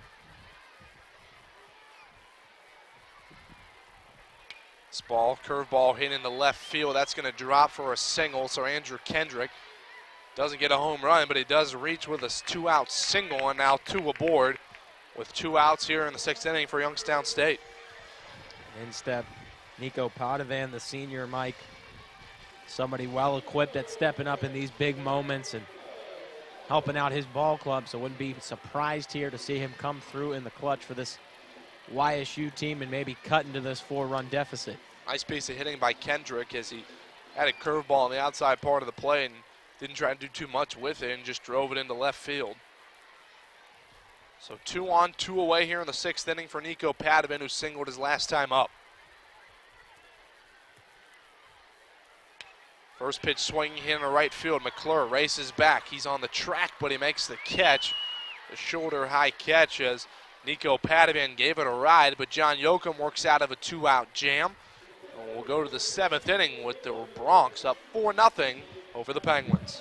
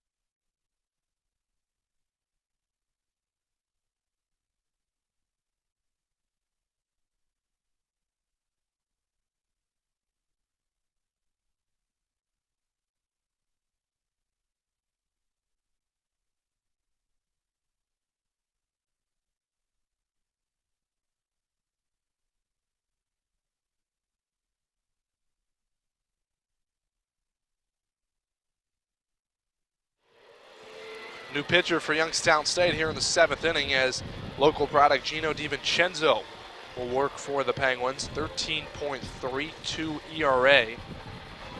He's appeared in 20 games. He's started 5. He's given up 38 runs in 25 and 2/3 innings. Big part of DiVincenzo's game and really a focal point. I'm sure Josh Merrigan, pitching coach, focused on with him is hitting that strike zone early and getting in a rhythm. DiVincenzo, a guy that's got a lot of ability but has struggled at times with his placement, and that's what we have seen lead to be his biggest Achilles heel. So really through the first batter here, and especially in this inning, it's important to see DiVincenzo hitting his spots and showing great command of the ball more than anything else.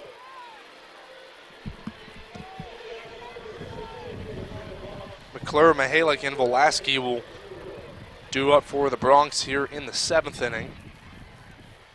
Hitters are hitting .386 against DiVincenzo this season, so getting ahead in the count and staying ahead of the count is a key for DiVincenzo here in an inning of relief here in the 7th. First pitch to McClure in there for a strike. Good start right there for the Cardinal Mooney grad, hitting the strike zone. So we mentioned, Mike, important for him. Just keep hitting his spots, staying within himself here. Second pitch driven into right field. Larave's at the warning track and makes a twisting acrobatic catch to retire McClure, as the wind kind of took that one as it's blowing towards right field and took Larave away from it and made the acrobatic catch. Yeah, I think that one drifted on him a little bit, Mike. Had some movement coming off the bat there and really tailed off towards the foul pole there at the end, but nonetheless a great play out there in right field, able to stay with it, Alex Larrabee. Here's Riley Mihalik. Grounded into a fielder's choice his last time up, but came around to score a run, and this is really where the sixth inning hitting parade started. First pitch swinging, that's going to get through the hole as Evan Chang was roaming to his left but couldn't get there. And a one-out hit for Mihalik. You can tell Ryder's done their homework here. They are aggressive in this one, trying to attack DiVincenzo and really dictate the tempo rather than letting him settle in. There's Mike Volesky. He had a double his last time up. And Volesky really the guy that opened things up for Ryder. The senior came up big and drove in 2 runs. First pitch in there for a strike.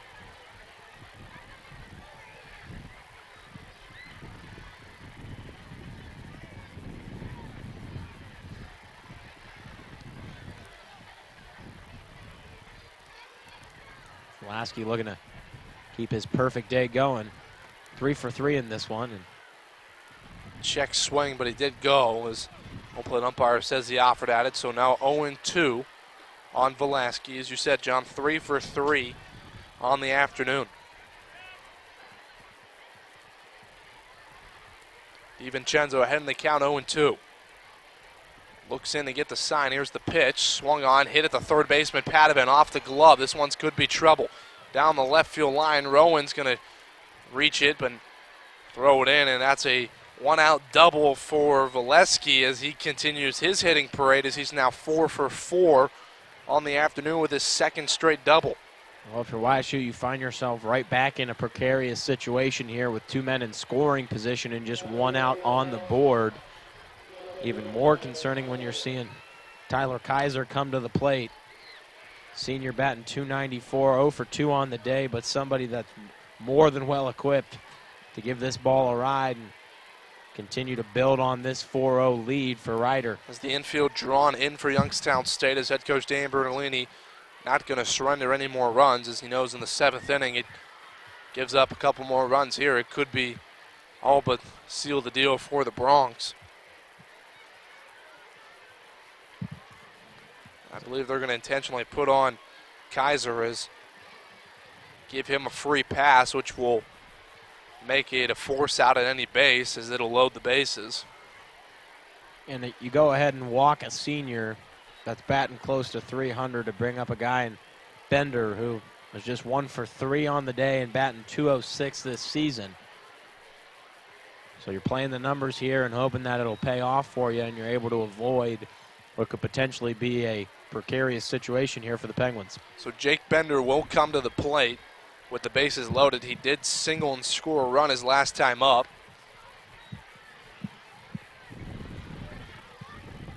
Barry Davis cheering on Jake Bender, trying to get the junior to continue to build on this lead.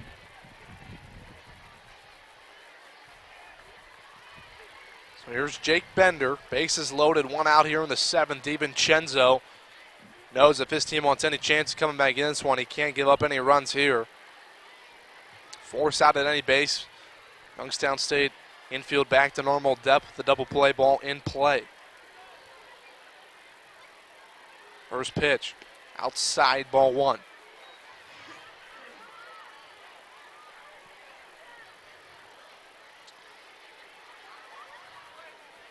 For DiVincenzo here, you just got to attack those corners, try and really make Bender work, but not giving it anything too threatening to hit. Curveball in there for a strike. DiVincenzo retired the leadoff hitter in the 7th. McClure flied out to right field, but then 3 have reached for the Bronx.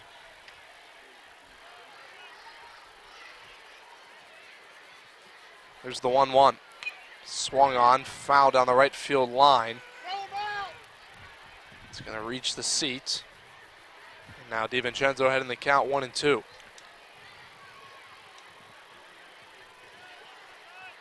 And right there, you wishing Larrabee could have got over there and maybe get one that harmlessly drifted into the stands. 1-2 on Bender. DiVincenzo works here in the 7th. Here's the pitch. Curveball swung foul down the right field line again. You've got Bender reaching here with 2 straight breaking balls. I'd consider coming back inside, maybe with a high inside fastball. Just try and get it by Bender, who I'm sure is used to that off-speed pitch now. Important part here is obviously placement. Leave that fastball or curveball hanging, and this could be disastrous for YSU. There's the 1-2. Lifts it into the air. Cheng roams out in a shallow right. He's under it. He'll make the catch, and nobody will tag up to try to advance for Ryder. So a nice job by DiVincenzo to get Bender to fly out to the second baseman. And now 2 away here in the 7th. But perhaps even more disconcerting, Mike, you got Lipinski stepping up to the plate, and you talked about his numbers entering this ball game as a guy we expected to fully be in the starting lineup.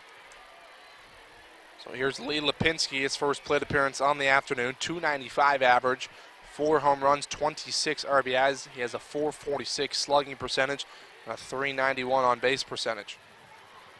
So a very all-around solid hitter for the Bronx.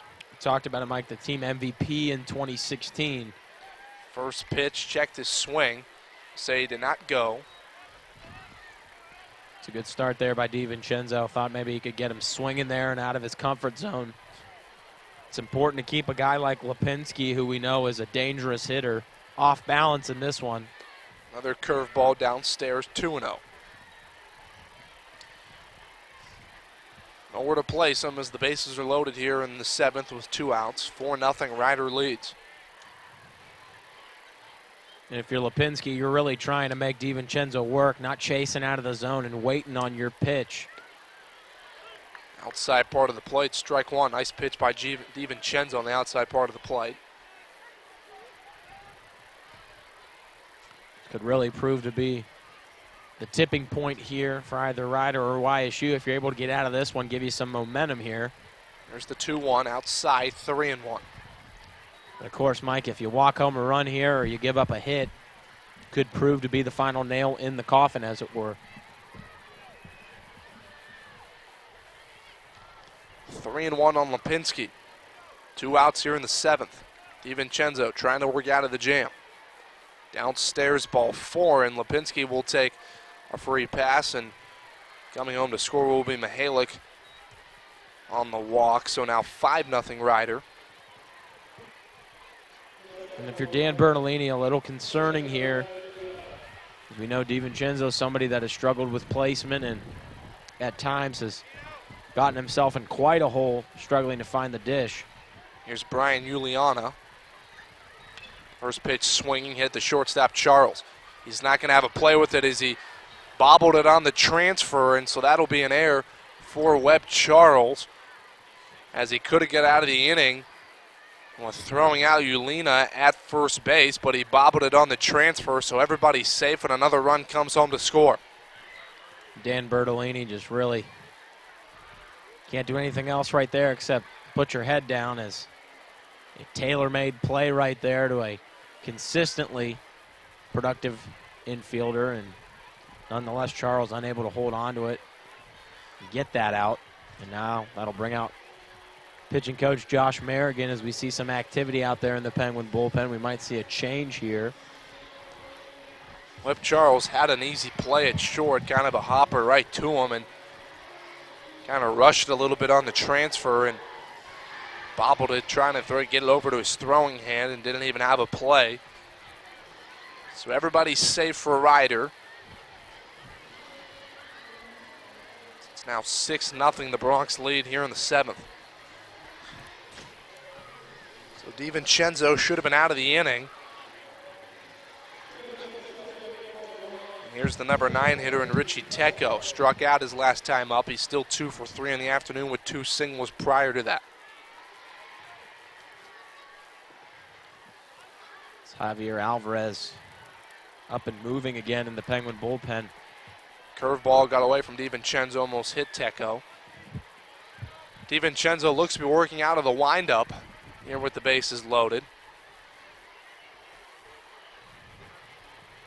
With the bases loaded, Mike, and going against a ball club like Ryder, who's not especially touted for their base stealing ability, do what's best and most importantly, most comfortable for your pitcher. So that pitch is upstairs, now 2-0.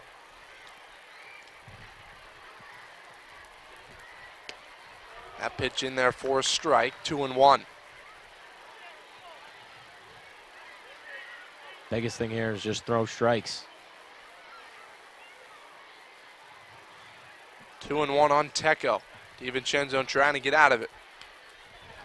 2-1 swung on, fouled back, now 2-2. Big pitch right here for DiVincenzo.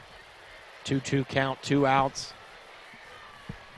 You're able to get Tecco reaching, as nobody's really been able to today, as the young man's 3 for 3 in the 9 spot. But big pitch here, might be able to slam the door shut in this Ryder run. There's the 2-2. Swung on, lifted in the air. Charging hard is Larrivee. He'll call everyone off and make the catch, but not before 2 more come across in the 7th inning for Ryder. They lead 6-0. The Penguins need their bats to wake up if they want a chance. We'll move to the stretch time. Here as we move to the home half of the 7th inning.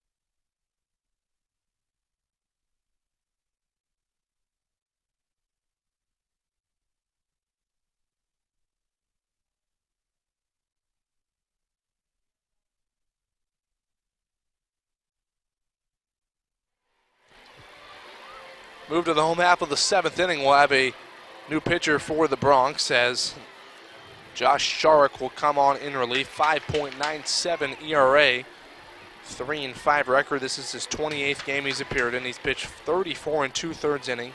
He's given up 23 runs. He's struck out 25 and only walked 9.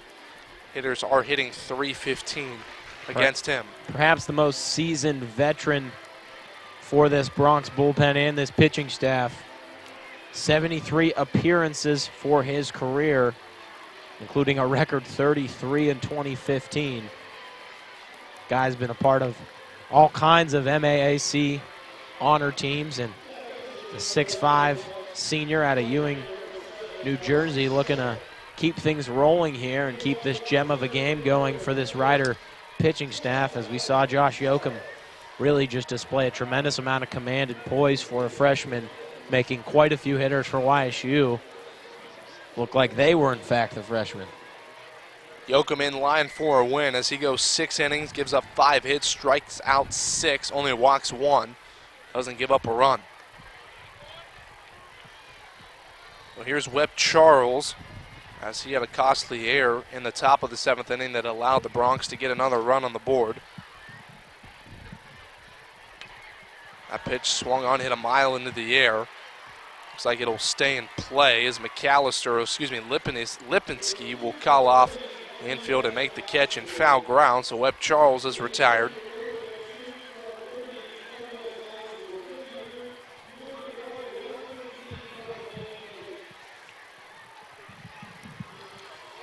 Here's Anthony Santoro, grounded out to the pitcher his last time up.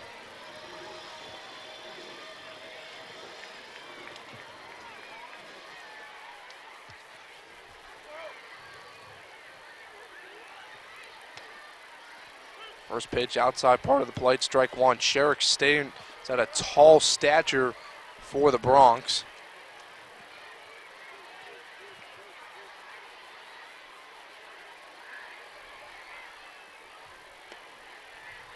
Downstairs, 1-1.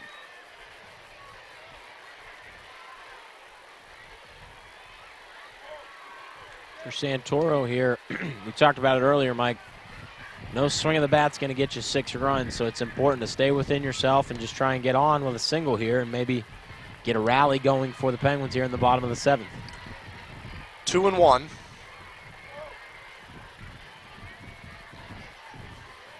Great expression one of my coaches used to always have, Mike, a bloop and a blast, and you're right back in this thing. That ball hit back up the middle. That'll be a single for Santoro. So, as you said, didn't do too much with it and just shot it right back up the middle for a 1-out single. So there's the bloop, Mike, and if there's anybody that might be capable of a blast, could be either Evan Chang or Kyle Banyo here at the tail end of this Penguin lineup. Chang had a tremendous hit his last time up, but got a little greedy, tried to stretch it into a double, and was thrown out at second. So if he's able to have any kind of close to the same kind of swing, get some good contact here, you might get a little rally going here for the Penguins. First pitch outside, strike 1 as Chang checked his swing. Was in there for a strike. Single his last time up was it caught at second, trying to stretch the single into a double.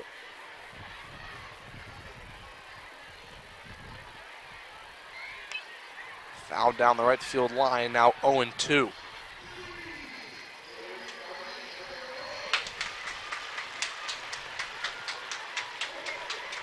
Despite that 6-run advantage here, plenty of excitement still at Eastwood Field as a lot of these young fans are hoping for a little rally here from the home team. These guys are just happy to be away from school on a Friday, on a beautiful Friday.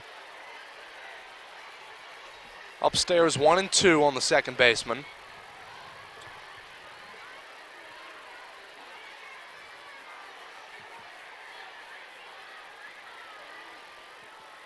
Shark checks the runner at first. Gets the sign and delivers. Swung on, hitting the center field. Yoliana reaches over to his right, makes the catch, and retires Chang, so 2 away here in the 7th.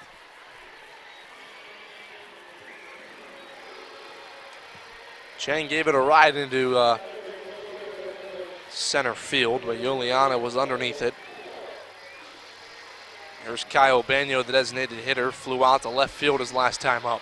We talked about that blast you might need here to maybe get at least 1 on the board, Mike.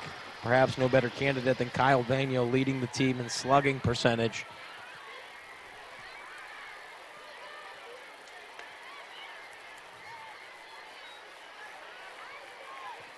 Benya 0 for 2 on the afternoon.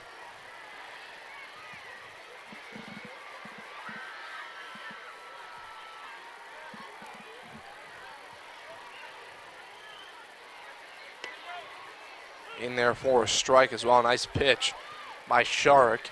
He's ahead in the count 0-2. This Rider pitching staff has been effective and dirty so far through this game, as Youngstown State really has not been able to muster anything. Santoro off and running. Throw down to second, not in time, so Santoro will have his stolen base. That'll be Santoro's first stolen base on the season. Rider didn't really look too concerned with him, as they have a 6-run cushion and a 1-2 count on Benya.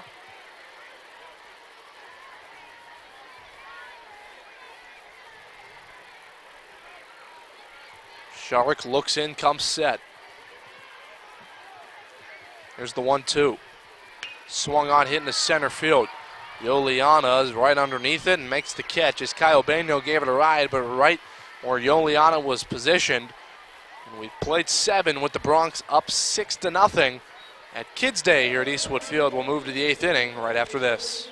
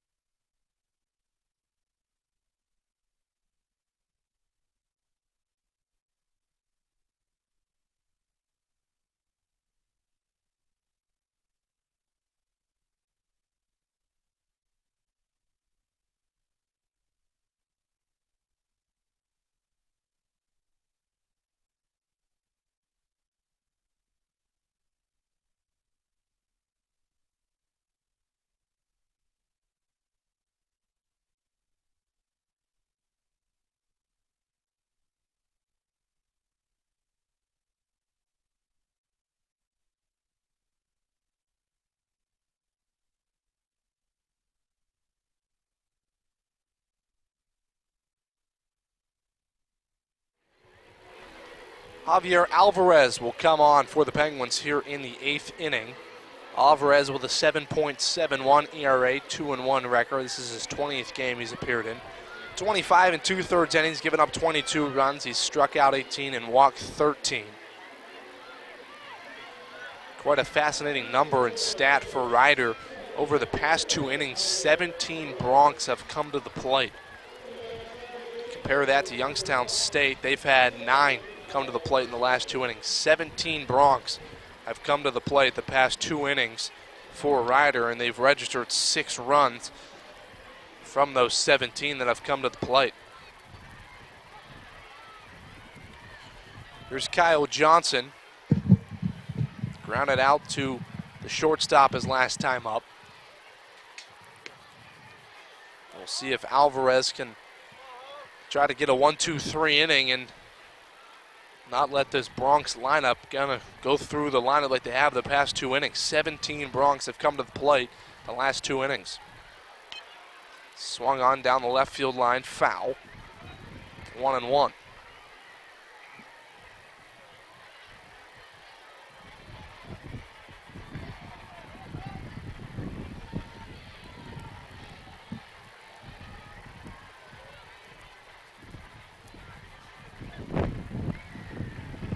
Here's the 1-1. Swung on, hit the first baseman Kendrick. He'll take it himself and retire Johnson for the first out here in the 8th inning.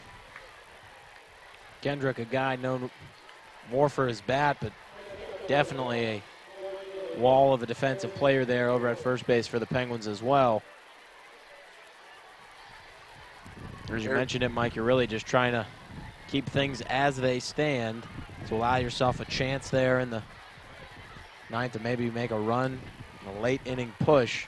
Here's Harrison McClure in there for a strike.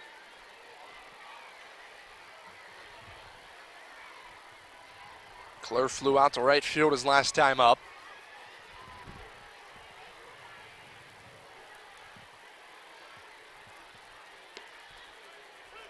That one in there for a strike, now 0-2.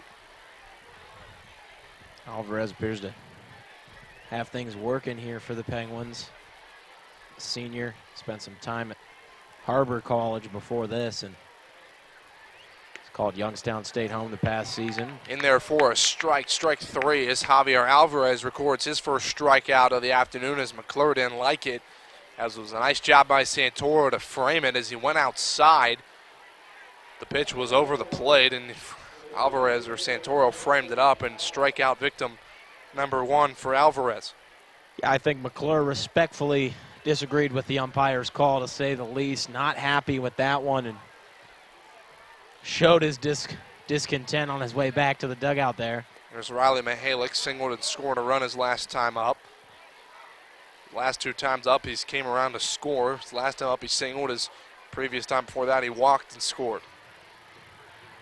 0-1 on Mihalik. Swung on, hit the first baseman, Kendrick. That's going to get by him down the right field line. This one will get into the corner, and Mihalik won't even try to stretch it into a double. Will take the 2-out single. Now that's 2 straight hits for Riley Mihalik. And Kendrick was right there, had a chance to make a play, but that ball took a wicked hop there just when it got past first base. And nonetheless, Johnson standing on first base once again. There's Mike Bolesky. He doubled his past 2 times up. 4 for 4 on the afternoon. Bolesky, one of the bats that really built this 7-run lead, or 6-run lead rather. First pitch swinging, lifts it a mile into the air. Kendrick right on the line will make the catch and retire Bolesky. So Bolesky retired for the first time this afternoon, and a nice inning by Javier Alvarez. The Penguins down to their final 6 outs. We'll see if they can muster some runs across, down 7-0. We move to the bottom of the 8th inning.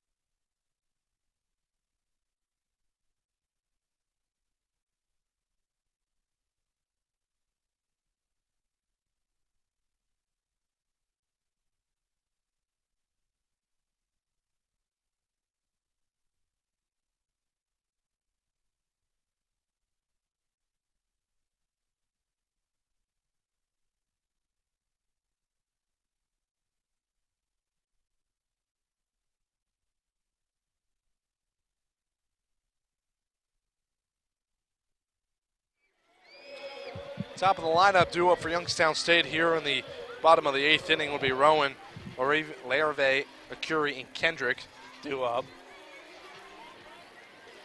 And if you're looking for a trio to get things started, this is perhaps your most ideal situation if you're Dan Bertolini. It's going to be a tall order going against the 6'5 Sharek. And really, when YSU really needs to score, they rely on their top of the order. And so far this afternoon, their 1 through 4 hitters are 2 for 12. As Rowan slaps one into left field for a leadoff single, so maybe something doing here in the 8th inning with Anthony Rowan with this second hit of the afternoon as he slaps a single in between the shortstop and the third baseman.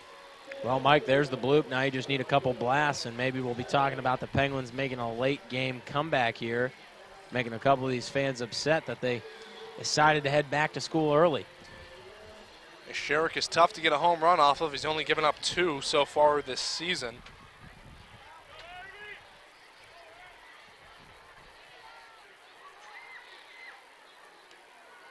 Here's Larrivee, 0 for 3. Flied out to right field, his pass 2 times up.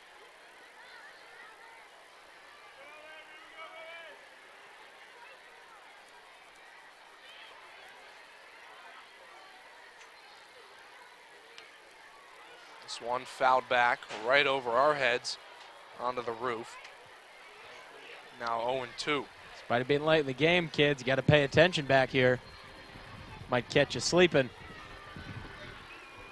I tell you what, a foul ball is a foul ball. That thing's coming down with a lot of speed and impact if you're not paying attention.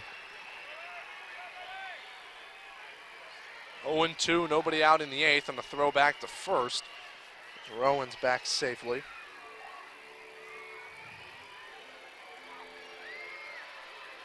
Rowan's 9 for 10 in stolen base attempts this season.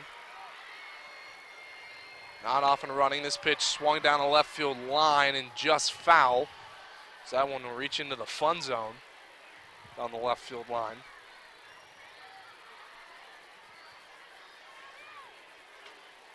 Be interested to see here if Rowan tests Lipinski.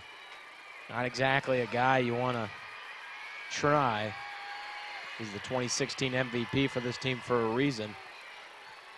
Here's the 0-2. Swung on and missed, and foul tip and a nice catch by Lipinski behind to retire Larrivee in the first out in the 8th inning. It looked like Larrivee was really just trying to get under that one, lift it into left, and I think maybe he was thrown off there. I'm not sure what happened. And Shark retires his first strikeout. Here's Lorenzo Arcuri. Arcuri walked his last time up.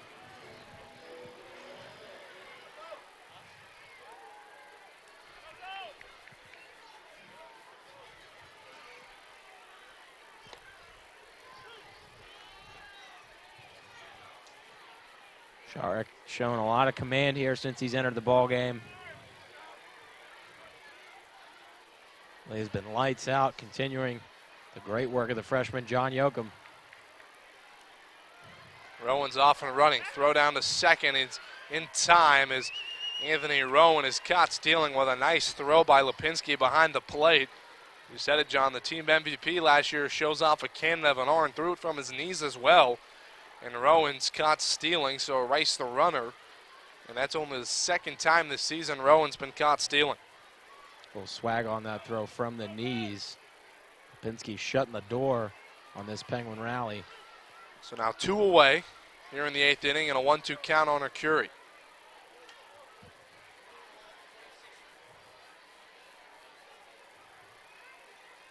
Shark 1 strike away from getting out of the 8th. Swung on and missed, and he does so as Shark retires the last 2 Penguins via the strikeout. And the stolen base caught stealing for Rowan retires the side and will move to the 9th inning where the Penguins trail 6-0.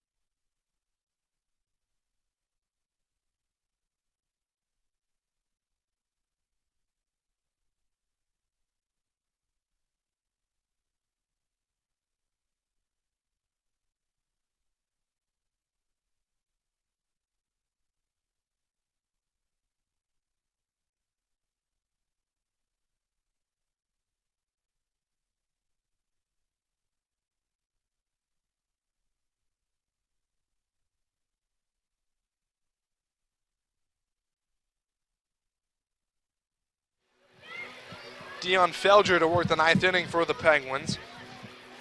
9.13 ERA, 1-1 record. 22 and 2/3 innings, giving up 23 runs, struck out 13. If you're Felger, we talked about it last inning for Alvarez. Really got to do the same thing you saw your teammate just do. Come out there, shut the door quickly on Ryder, and keep things as they stand. Allow yourself maybe a chance at a late game comeback. This is the 5th pitcher used for the Penguins this afternoon. Seen quite a few pitchers here, especially since that 6-run rally by Ryder. Kaiser, Bender, and Lipinski due up for the Bronx here in the 9th.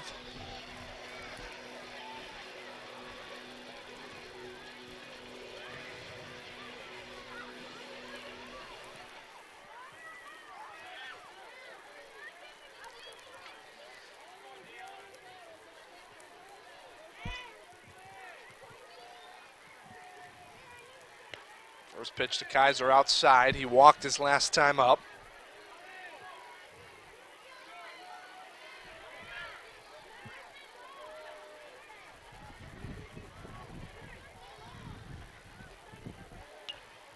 That once fouled out of play and would have been a souvenir for one of the kids. Didn't leave early. Don't worry, we got a couple hustling it down right now. See if the teacher or the kid's going to, oh, the teacher beat her to it. Donnie Quickpaws over there, able to snag it. I think he gave it to her. That's the right thing to do. Boy, he had some hustle there. Well, you want to make sure you're the first one there, you know. Even as a teacher? Even as a teacher, Mike. Competition never stops. Guess so. Don't need lip from me.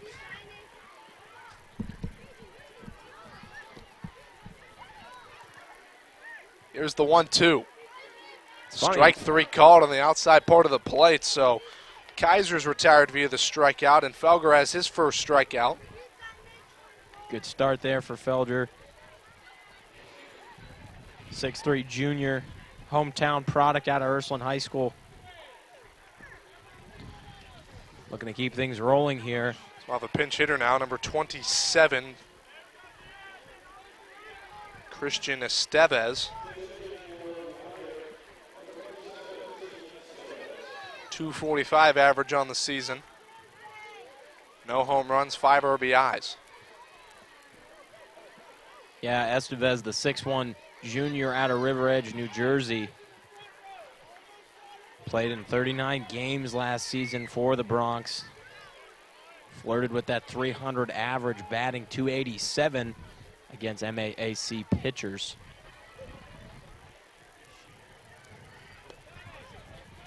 Downstairs, ball 2, 2-0. Estevez, another one of these tremendously bright student athletes for the Ryder. Quite a few students named to the All-MAAC academic teams. This one's lifted on the right field line. It'll get out of play and into the picnic area. We'll see if I don't care what my there teacher's first. telling me, Mike. I'm getting out there. Oh, yeah. Even if we're leaving, I'm still running over there. You're breaking every I'll line take a rule lunch right detention there. for a ball. What's a lunch detention? You know what I mean? Sometimes I kind of enjoyed those lunch detentions. Cafeteria was always too loud for me, Yeah. Mike. I enjoyed Give my me a peace and headache. quiet. Especially if it was with my favorite teacher. Got to chat with them for lunch for 30 minutes. Who was your favorite teacher growing up, Mike? Boy, that's a tough call. I'm going to have to get back to you on that one before the end of the broadcast. Favorite teacher. I'm going to have to go with my second grade teacher, Miss Rothbauer. One of our sports information directors, John Vogel, his wife was also my 7th grade language arts teacher. I've heard you were quite the menace back in the day, Mike. Back then, she was Miss Barron. She was lucky enough to meet John Vogel.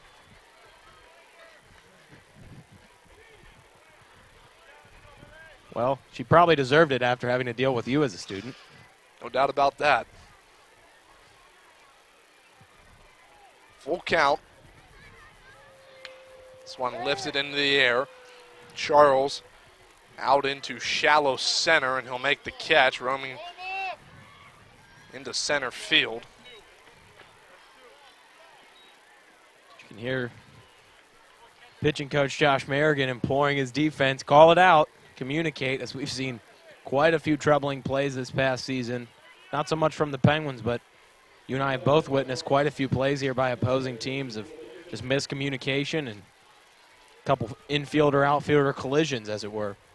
Here's Lee Lipinski, walked his first time up. So, John, who was your favorite teacher back in the day? I had quite a few candidates that could win that title.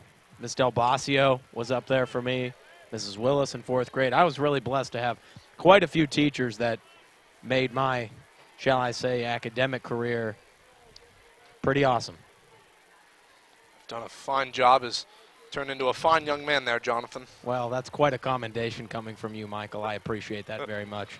No A product of St. Christine's, tremendous middle school over there at Shenley.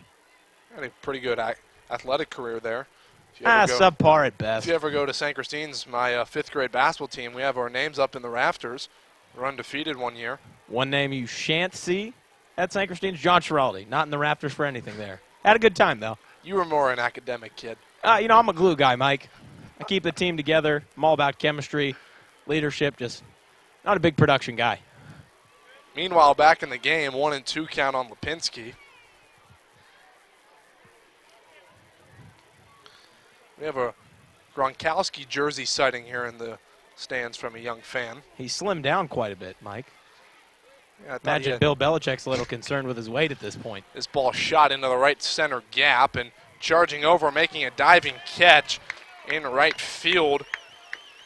This is Larrivee, so that retires the side, and the Penguins will come up their last 3 outs, down 6-0.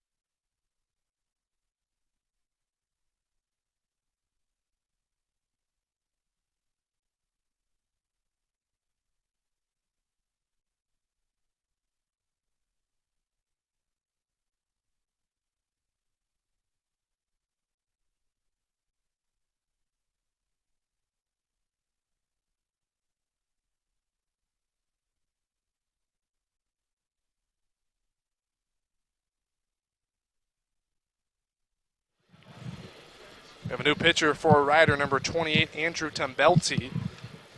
We'll try to close out the game here in the 9th.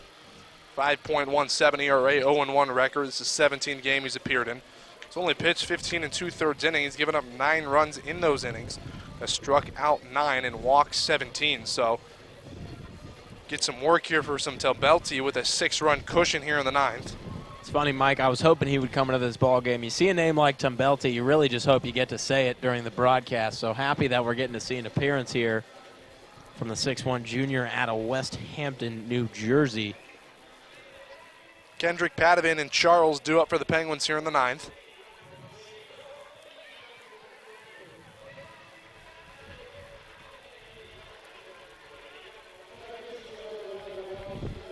Kendrick singled his last time up.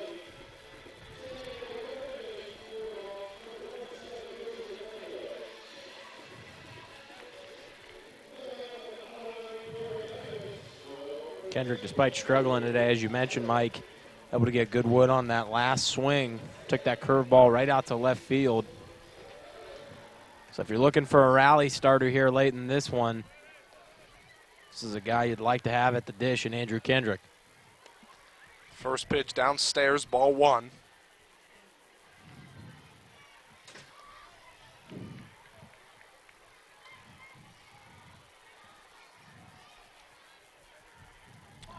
Kendrick climbs back in.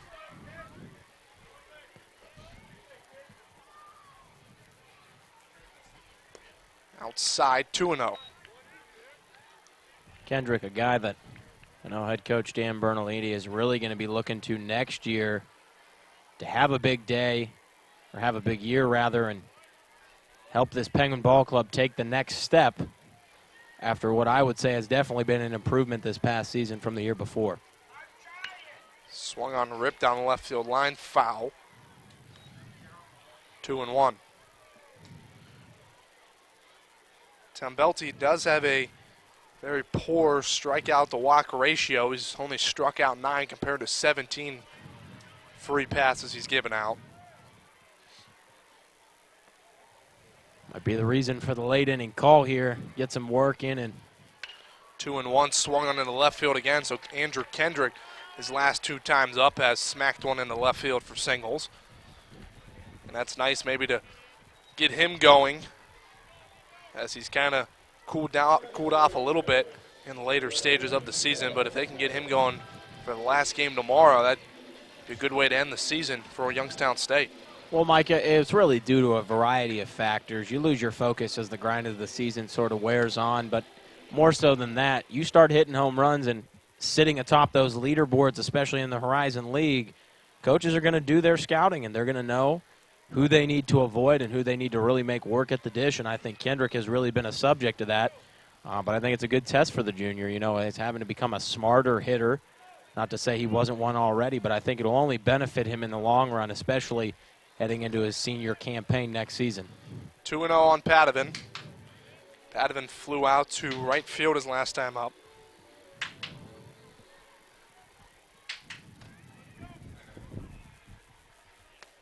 Upstairs, 3-0.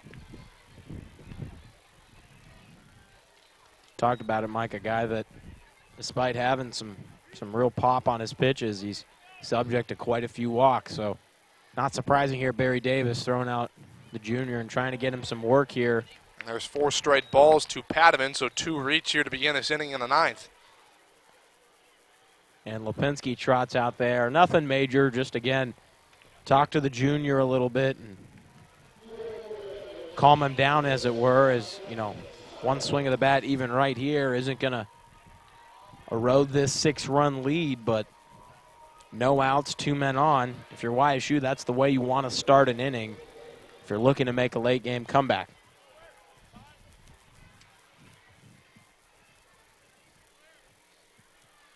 Here's Webb Charles, first pitch swinging at the shortstop. Flips over to second for 1 over to first, and the 6-4-3 double play retires Webb Charles and Nico Padovan, so now 2 away here in the 9th inning with 1 swing of the bat. Well, Mike, after a promising start, that is one way to shut the door on the late game comeback. The double play now sitting 2 outs left.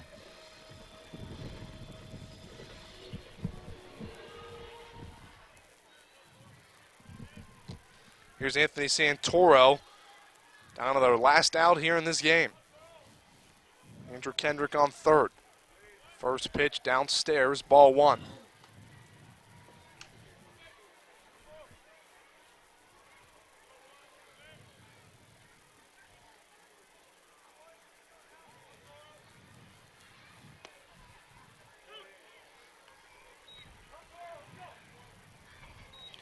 One and one now on Santoro. 2 away here in the 9th.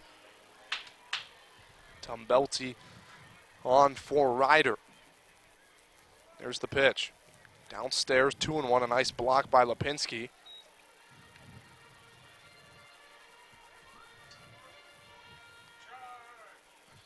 Really such a fantastic job by the Ryder pitching staff. This early morning, early afternoon game is really holding this offensive unit for Youngstown State to nothing. That is no short order, Mike. A beautiful pick by Lipinski behind the plate as that ball would have got to the backstop, as Kendrick probably could have came home and scored, but Lipinski snagged it. So 3-1 now on Santoro. Penguins down to their final out here in the 9th.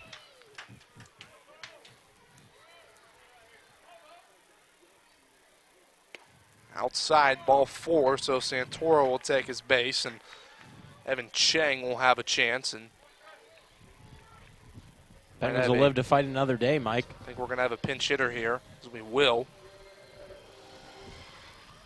believe it's going to be Trey Brightest coming into this one. So Trey Brightest will get his first plate appearance on the afternoon. Brightest normally a starter for the Penguins. Took a seat today, 274 average, 7 home runs, 28 RBIs, a .480 slugging percentage. Interested to see if Santoro, after getting his first stolen base of the season, tests Lipinski right here. First pitch swinging, foul down the right field line. That could be a souvenir. Again, I'm breaking that line right now. I'm going and getting that foul ball. Can't be a rule follower, Mike. Sometimes you got to step out of line, as it were. I wouldn't know anything about that. Sure you wouldn't. Inside, 1-1. Be interested to see if Santoro does in fact go here. If Lipinski, being a former MVP and someone that's more than capable at gunning, tests him and allows Kendrick to score. A pitch swung on and missed, and the Penguins down to their final strike. Big cut there by Brightest, just pulled his head completely.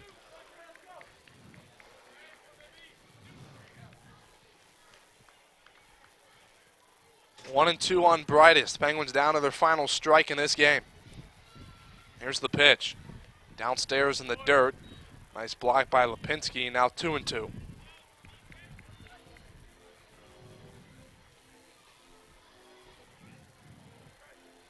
For WSU, you're really just shaking this one off and trying to refocus, end the season with a W tomorrow. And a Ryder would like to do the same. Both teams would really like to end their season on a high note, as it were. There's the 2-2, swung on and missed, and that's the ball game. As Trey Brightest goes down on strikes, and that'll retire the side and retire the game for the Penguins, as the Ryder Bronx beat the Youngstown State Penguins today by a final score of 6-0. The Bronx now on the season will move to a record of 22-26 in one tie. The Penguins, on the other hand, will fall to a record of 15-39. So the Bronx take the first two in this three-game set against the Penguins. Game 3 will be tomorrow afternoon at high noon. That game will be broadcasted on YouTube as well. Right here, you can find us in the same place. As once again, the Ryder Bronx beat the Youngstown State Penguins 6-0. The Bronx 6 runs on 12 hits, no errors. The Penguins no runs, 7 hits, and 1 error. We'd like to thank Ethan Puhala and Don Joseph on our cams. Kevin Davis, our director. John Ciraldi, always good seeing you. We'll be back tomorrow. For John Ciraldi, I'm Mike Yurstowski saying so long from Eastwood Field, where the Ryder Bronx again beat the Youngstown State Penguins 6-0.